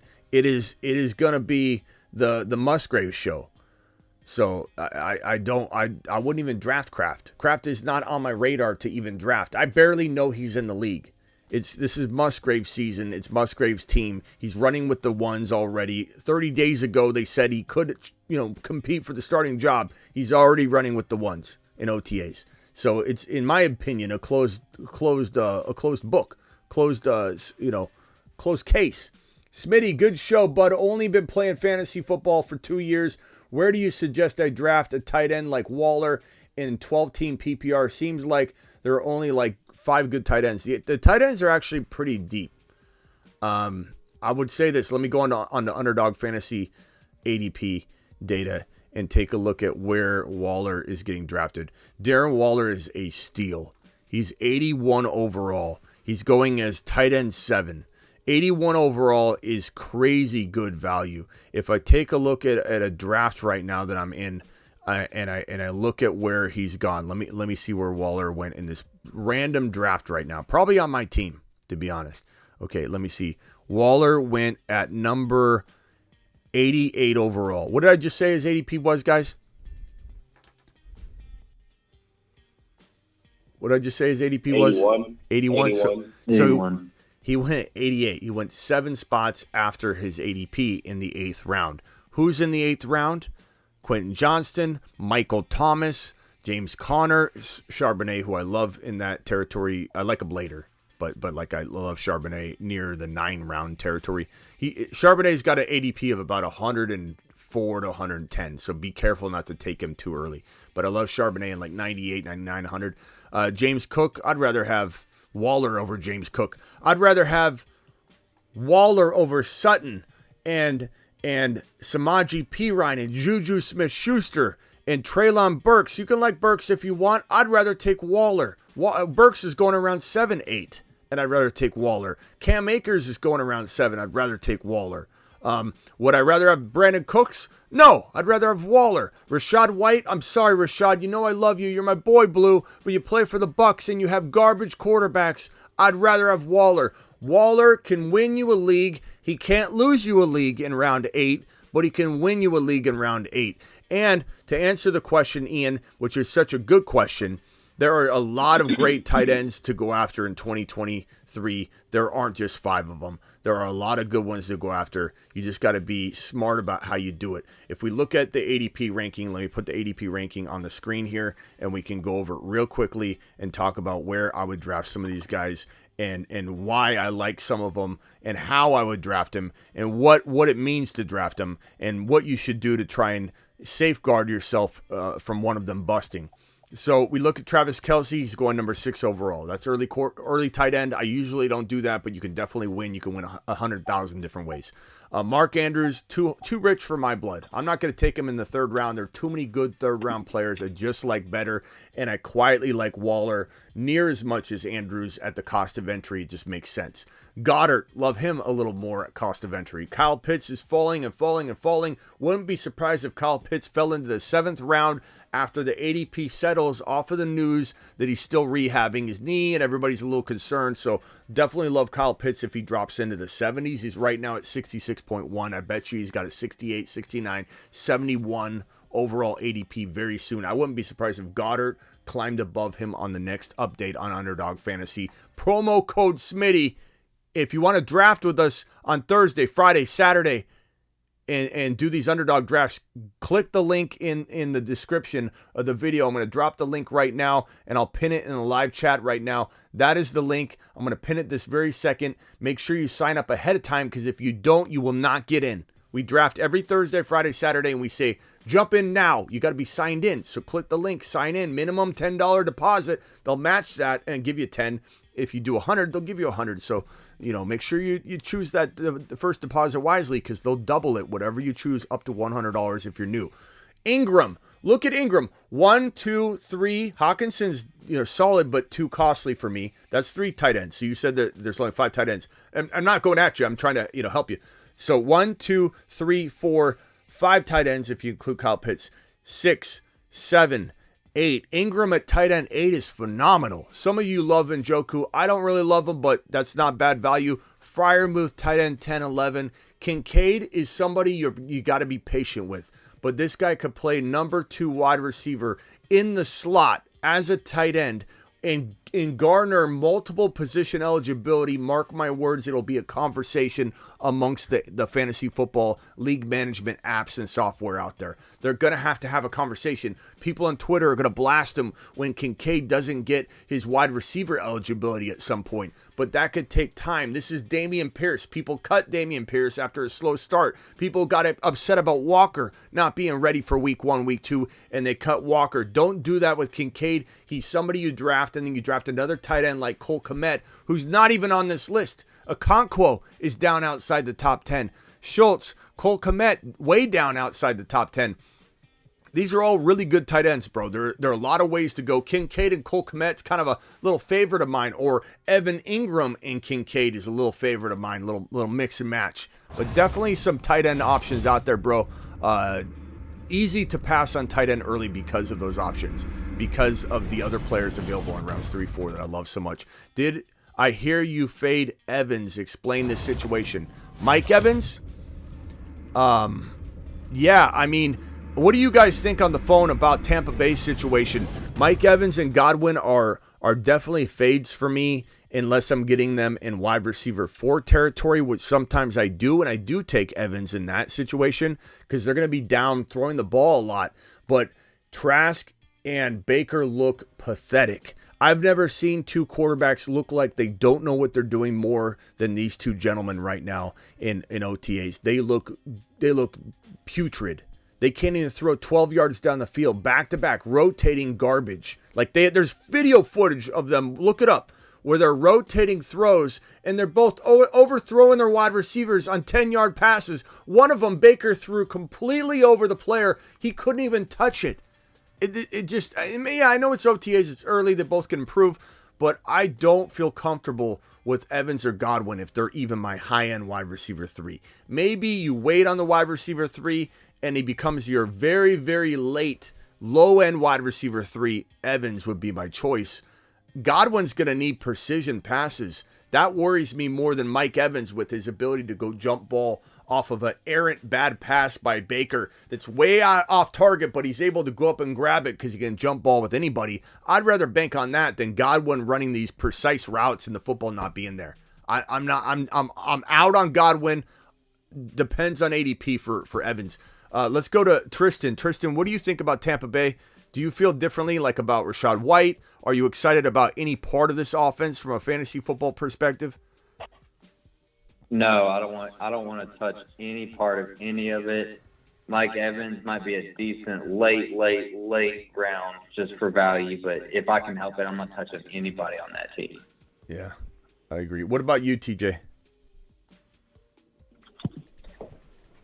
Yeah, I don't trust Baker or Trask at all. I'd stay away from them as well. Gary, did you? Yeah, Gary, did you get my? Did you see my response to your question? I don't see Gary in here anymore. I dropped. He dropped these super chats, and Dan Grimmer, you're in here. You're in here, right? Dan, appreciate you. Let me see if Gary's in here. Hold on, maybe Gary is in here. Yeah, I think Gary's in here. Gary, you get my response. I want to make sure you feel taken care of. And Dan, did you get my response? I want to make sure you feel taken care of in here. Appreciate you guys dropping these super chats. Overcome, hopefully, that made sense. Need help, sent messages. Thanks, Smitty. Dan, let's see if Dan Grimm.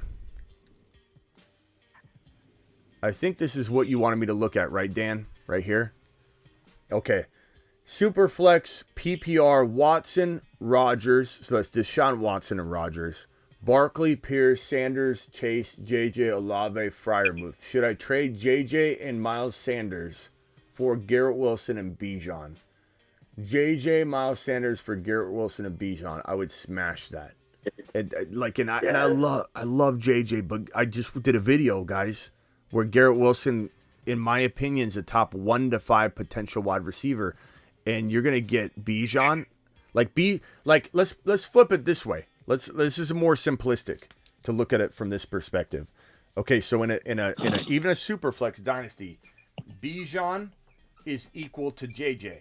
Okay, he just is. You can argue it. You need wide receivers. I understand. You might argue JJ or Chase, but you could easily say this is equal, so we take it off the board. You're telling me that you get Garrett Wilson.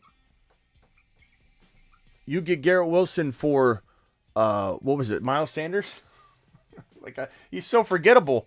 I forgot who it was for a second. Garrett Wilson is like 3 open alligators over Miles Sanders, my guy. This is the smash of all trades. This is a got him moment. Got him. King 25 code 428. Dispatch Vito Popo. Popo's been dispatched. King 25 out. Yeah, his name's Dan. We call him the Reacher. The Grim Reacher. He reaches around once in a while. Yeah, no, round in fantasy, not around. Yeah, no, Dan. Yeah, he should be here. He just super chatted. He should be here for the next 10, 15 minutes. And then at that point, I don't know where he's going to be. But he's wearing an avatar that has some kind of crosses or whatever. I don't know what it is. But Dan is taking advantage of people left and right, abusing them aggressively. Come get him. He's out of control. Dan, did I get that right? Did I read it right? Did I even read it right? Should I trade JJ and Sanders for Garrett Wilson and Bijan? I mean, it's a smash, bro. Did I read that wrong, guys? Tristan? I think I got it right. That's insane. JJ and Sanders for Wilson. Yeah, you read it right. That's a smash, especially the dynasty. And I just traded away Wilson. I'll tell you right now, that's a smash. Yeah. He reaches around and also around. Dan's just uncontrollable. He's a menace right now in the trading world. Look at him. Silver in the house, solid running back 2 in later rounds. Who is Silver? Rachaad White. I like Rachaad White a lot. Silver, you know that. He was a moon man last year, but it depends where you get him. But I feel like he's a underdog. You know what I'm saying? I know my boy Silver, he's got your back. If you're an underdog, he's got your back. I would be careful rooting for him just because he's a, underdog or a potential, fan favorite of ours from last year. It depends where you get him. Like, we look at Underdog Fantasy promo code Smitty. Again, you want to draft with us tomorrow night, Thursday, Friday, Saturday. Every single Thursday, Friday, Saturday, we draft. And if you aren't clicking that pinned link in the live chat or the link in the description if you're watching the replay of the video or using promo code Smitty, the links or code Smitty will work. They'll match up to $100 in your first deposit, and you'll be ready to go for the drafts. But if we look at Rachaad White, we're talking about, where's Rachaad White at? It's good. I mean, it's decent value, Silver. I'm not going to lie. Like, he's falling quite a bit. But let's take a look at the players that I would like over him, and review that. And let's see if it's an acceptable ADP. Maybe it is feeling like a decent place that I don't know that I venture, because there's maybe 1 or 2 players that I typically find that I like better, but not a handful. Let's take a look at it. Let's deep dive into it. So, and we aren't including receivers, and I think that's where maybe I do that too, because that's probably where this ends up coming into play as well, is that I go wide receiver or something. I see somebody that I just like a whole lot better. Let me go to Rachaad White, mix in the running backs, and see if it makes a big difference. Like Javante's below him, Kamara, Pacheco. Like, mixing in wide receivers really makes it hard for me to buy into Rachaad White. If I needed a running back, I could see myself forcing it, all things being semi-equal, and I had a position of need. But looking at just running backs, I would say Swift, with all of his risk, I like a whole lot more than Rachaad White right now. Alexander Madison, for the moment, I like a whole lot more. Cam, I don't. Pacheco, I do. And you cuff him to McKinnon, solid. Rachaad White right there. Then we look at Connor, Monty, kind of all in the same vein there. I could make an argument for Monty or Rachaad White, Monty. Javonte Williams, if he's cuffed, then I kind of like that situation a little better. Give me Kamara over Rachaad White every single time. With the risk involved, it just feels like a better bet and a better upside play for me. Better offense, better situation. I'd probably quietly like Charbonnet over Rachaad White, to be honest with you. So if we mix in Silver, trust your gut, bro. Silver has been doing this a long time. I'm not trying to tell Silver what to do, but that's just my take on it. I'd also say you mix in wide receivers, and now it gets even crazier and more interesting, because you've got players like Jameson Williams. Actually, I didn't even go far enough to get some of those wide receivers that were in. You've got, if I keep going down the list, I believe you've got, where was it? Was it Jahan Dotson? I think Jahan Dotson's kind of nearby. Jahan Dotson and Rachaad White are within about 4 or 5, about 7 picks. And I do find that Dotson's there more times than not for whatever reason, and I just go wide receiver. Especially because of the way I build, I'm very heavy running back early on a lot of these puppy drafts and poodle drafts and mania drafts, more so than any other analyst. I feel like I just go running back heavy more than people do, because I love these wide receivers. And so I think when I'm near Rachaad White's ADP, I'm wide receiver shopping anyway. But that's just my take. We got one caller on here, Dakota. Dakota Dave, you're live. Yeah, hey, I'm calling about your Garrett Wilson video. Okay. I listened to that. It was awesome. Thank you. And, one thing in particular, you pointed out about him scrimmaging against Sauce Gardner. And that was something, I never would have thought about that. Yeah. And I think almost none, if not none, of the analysts out there have thought about that. And or at least they're not talking about it. Thank you for that. Yeah, no problem. And you can compare it to, like I said, the weightlifting thing. Like in college, when I was 19 years old, I was a freshman in college. I went to the gym every day at the ASU Rec Center, and I started lifting with dudes that were like 225 pounds. I was about $155. I'm about I'm about 215 right now. I should be at 209, 205, but I'm a little over. But I was about 155 coming out of high school. I was a rail. I was always running. I ran like 8 miles a day. I was a rail. I was 155. I went to the gym with 220-pound dudes every day at 19 years old, and they put 2 plates on, on each side of the bar, and I'd literally go, and I couldn't even get one up. And they would have to spot me. But it was too inconvenient for these guys to take the plates off and put like 35 pounds on for little skinny Smitty. So I couldn't lift what they were lifting. And so they would spot me. But before you know it, I was lifting more than them and at least as much as every one of them within a couple months. And I was 220 pounds literally within half a semester at ASU. I went from 155 to 225. Within I would say about almost a full semester it took.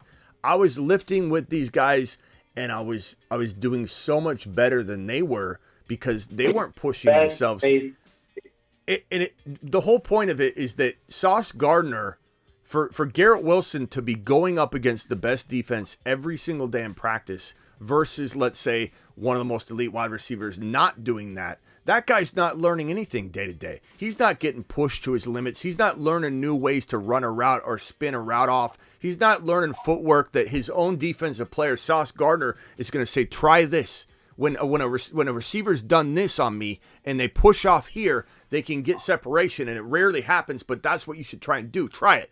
And he tries it, and they work together. They're best buddies. These guys are best buddies. And they're going to teach each other and help each other. There's no wide receiver. Handing Garrett Wilson, Sauce Gardner, and the New York Jet defense is the equivalent of handing Aaron Rodgers to Christian Watson last year. When Christian Watson was fast-tracked by Aaron Rodgers, force-feeding him, and Christian Watson was making mistakes all over the field, dropping footballs, running the wrong routes. Aaron Rodgers is riding him at the beginning of the year. Just rookie mistakes. What are you doing? What are you doing? By the end of the year, they were buddies, and they would joke around. And Watson aged like a president. It was like 4-year veteran coming out of his rookie season. And so the crazy part is, the equivalent of giving somebody the amazing defense to go against in practice, a best friend that's going to work on you with different things. You're also getting the same guy, Aaron Rodgers, that just fast-tracked Christian Watson, and now he's going to come over to an already fast-tracked Garrett Wilson and up the ante. He's getting the best defense in the National Football League, or at least number 2, to go up against in practice every day.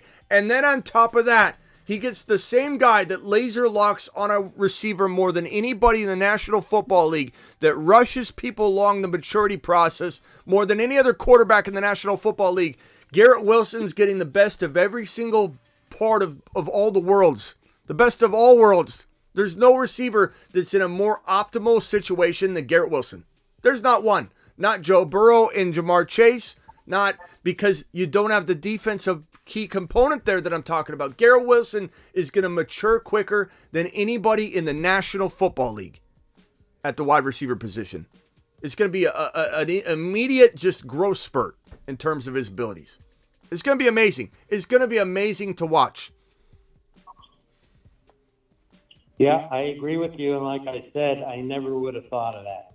So thank you. Yeah. Appreciate you. What else you got, Dakota? Anything else? One other thing. I'm a big T Law fan, so it's cool that he's on the Moon Man list now. I think he throws like Aaron Rodgers or Warren Moon, who I think is like one of the best pure passers the game's ever seen.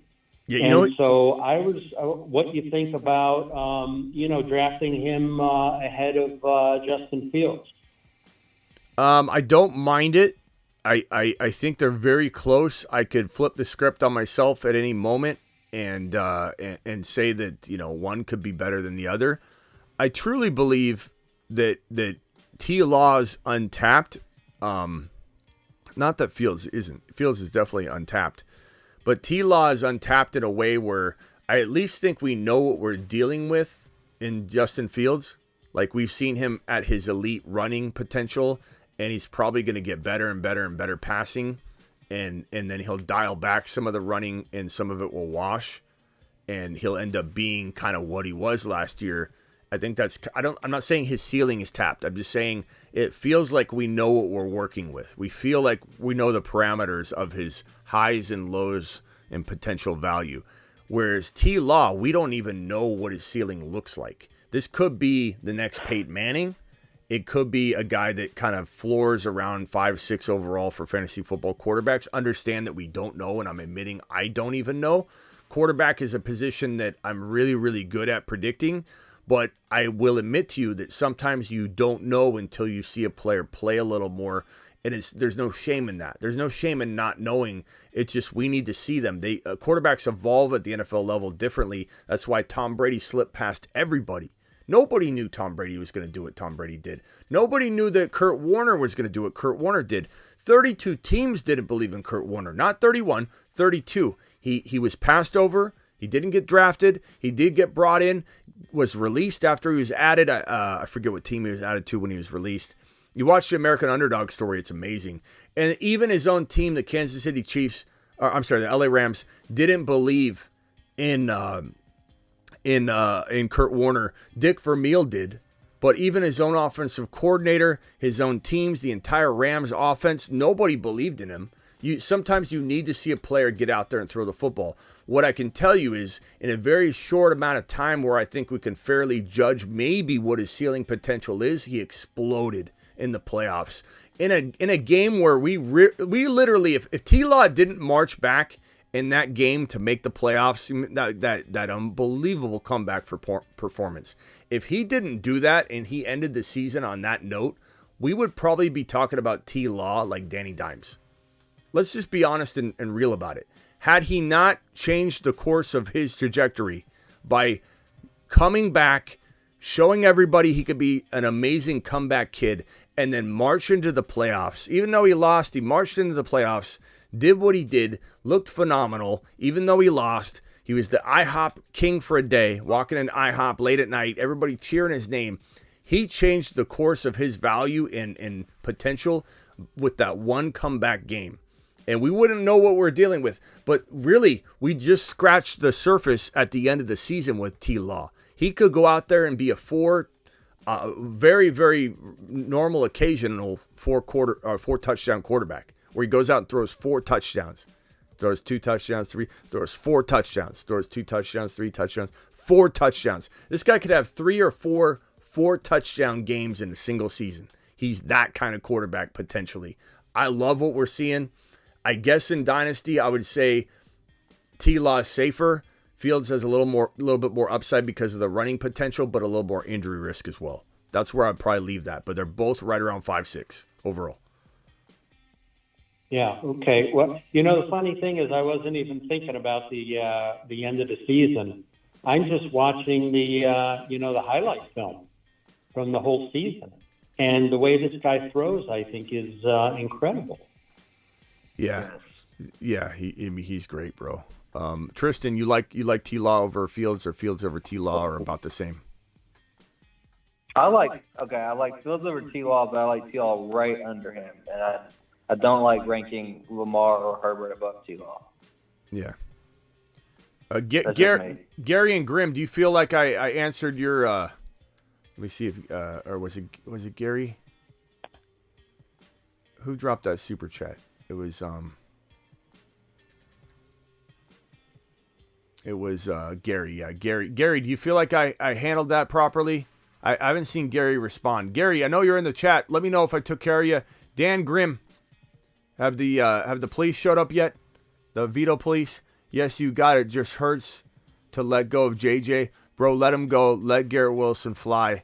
You got Bijan. Bijan for JJ straight up is even. You're crushing the other part of that trade. Absolute smash. All right. Hey, Tristan, I'm going to let you go. Any final thoughts? No, appreciate it to me. All right, man. Appreciate you. Hey, Dakota, any final thoughts, bro?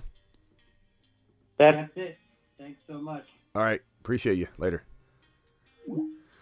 We got 132 of you still in the building. Punch that thumb up button. I think we're at 131. We got 131 thumbs up, 132 in the building. That's fantastic. I appreciate you. I salute you. I salute every single one of you. Appreciate every single one of you. You guys make this show. Without you, the show wouldn't exist. You are the show. I work for you. I work for every single one of you, and we're doing it live. Thank you all for being here. I think let me check Twitter. Let me check breaking news. Make sure nothing's popping off while I'm talking to you. And of course, if there's any breaking news tonight, I will go live. I go live whenever news breaks. I go live Monday through Friday at 7 p.m. Eastern. I go live whenever news breaks. I go live Thursday, Friday, Saturday for drafting. Underdog Fantasy, promo code Smitty. Link is pinned in the live chat. Link is in the description of every video. Promo code Smitty also gets it done. You will get up to $100 bonus match on your first deposit by using code Smitty or the link. The link inserts the code for you. And if you don't get in now and do it ahead of time by clicking the link this very second, it takes literally like 1 minute. Fill out the form. It's a $10 minimum deposit. They'll match up to $100. So pick your first deposit wisely so you don't miss out on that double action. And you're ready to go. Then your app is signed in. You're ready. And when we go draft, I'll say, hey, open the app, click on the puppy draft, wait, click the green button, we all get in together. Make sure you sign up ahead of time or you're going to miss out. You're going to be there tomorrow night when we draft and you're not going to get in. And you're going to say, Smitty, you doing another draft? Smitty, thoughts on my puppy too. First 5 picks are Chase, Hall, Najee, Walker, Burrow.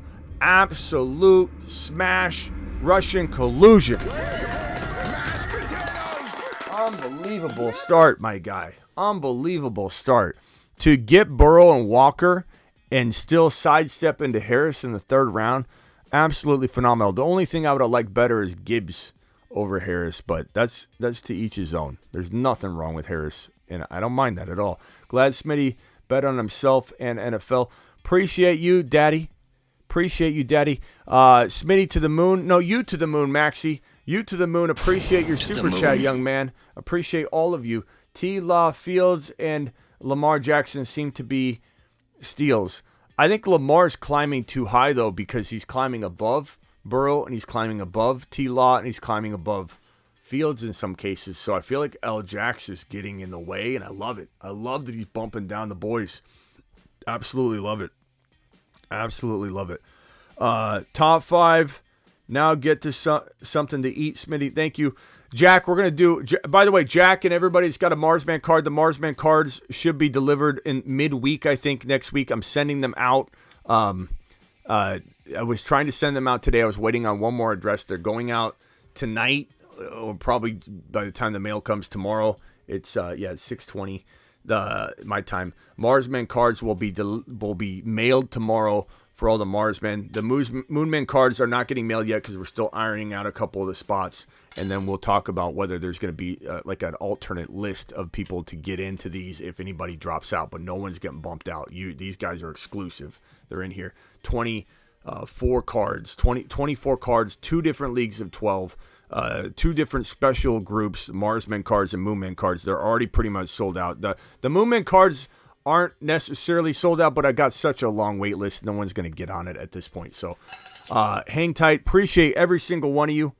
And if news breaks, I'm going to go live at some point tonight, but tomorrow we'll have another video. Tomorrow, I'm kind of rehashing some of the Moonmen because values change. People have been away from fantasy football for a while. So you've noticed that I've attacked some of these Marsmen in separate videos. He's on a shuttle to Mars.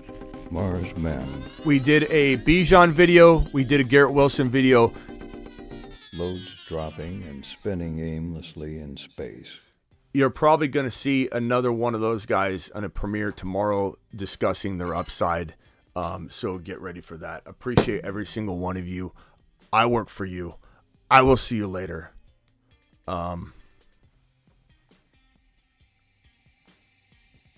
Ethan, what's your problem lately? What's Ethan saying now? Smitty, these listeners are delusional on mediocre running backs.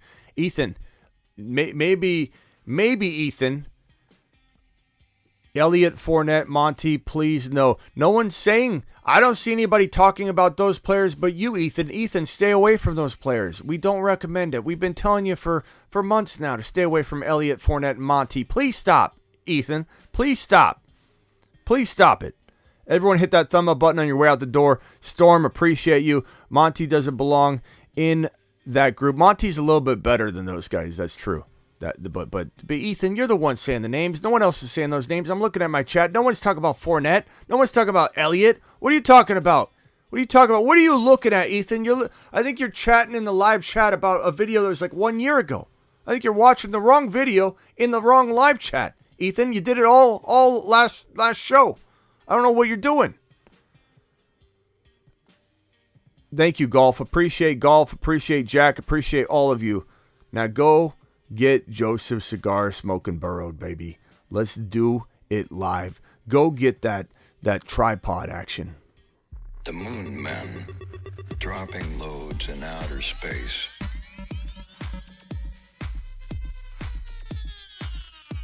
Space Monsters.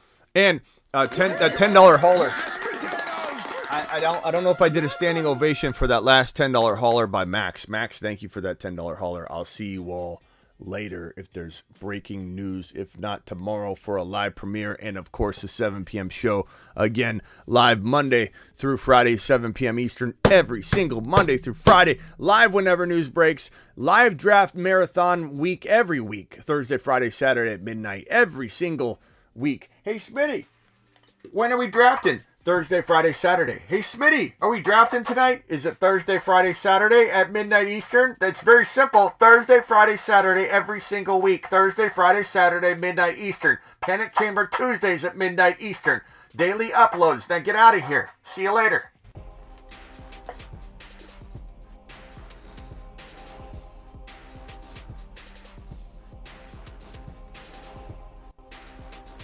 Thank you, Max, for your $10. Russian, thank you for your $5. Dan Grimm, thank you for your $2. Overcome, appreciate your $2. Gary, I answered you in tremendous detail. I'm sorry if you didn't see it yet. I hope you do go back and watch it. We attacked it hardcore. All of these different angles. Appreciate you. Ian, appreciate your super chat. Tristan, appreciate you calling in and your super chat. Say word, appreciate you. Thomas, thank you for your super chat. Thomas, thank you for your $10 holler, Thomas. Thank you, Johnny Not Bravo. Thank you, Mario. Appreciate you. And Johnny Not Bravo kicking off all the super chats. You guys absolutely rock. Max to the moon. Let's go. See you all later. Deuces. Deuces if you're looses. Appreciate you. Frankie in the building. Jack of all trades. The man, the myth, the legend, Space Ricky, D-Town, Derek Lincoln in the building, ladies and gentlemen.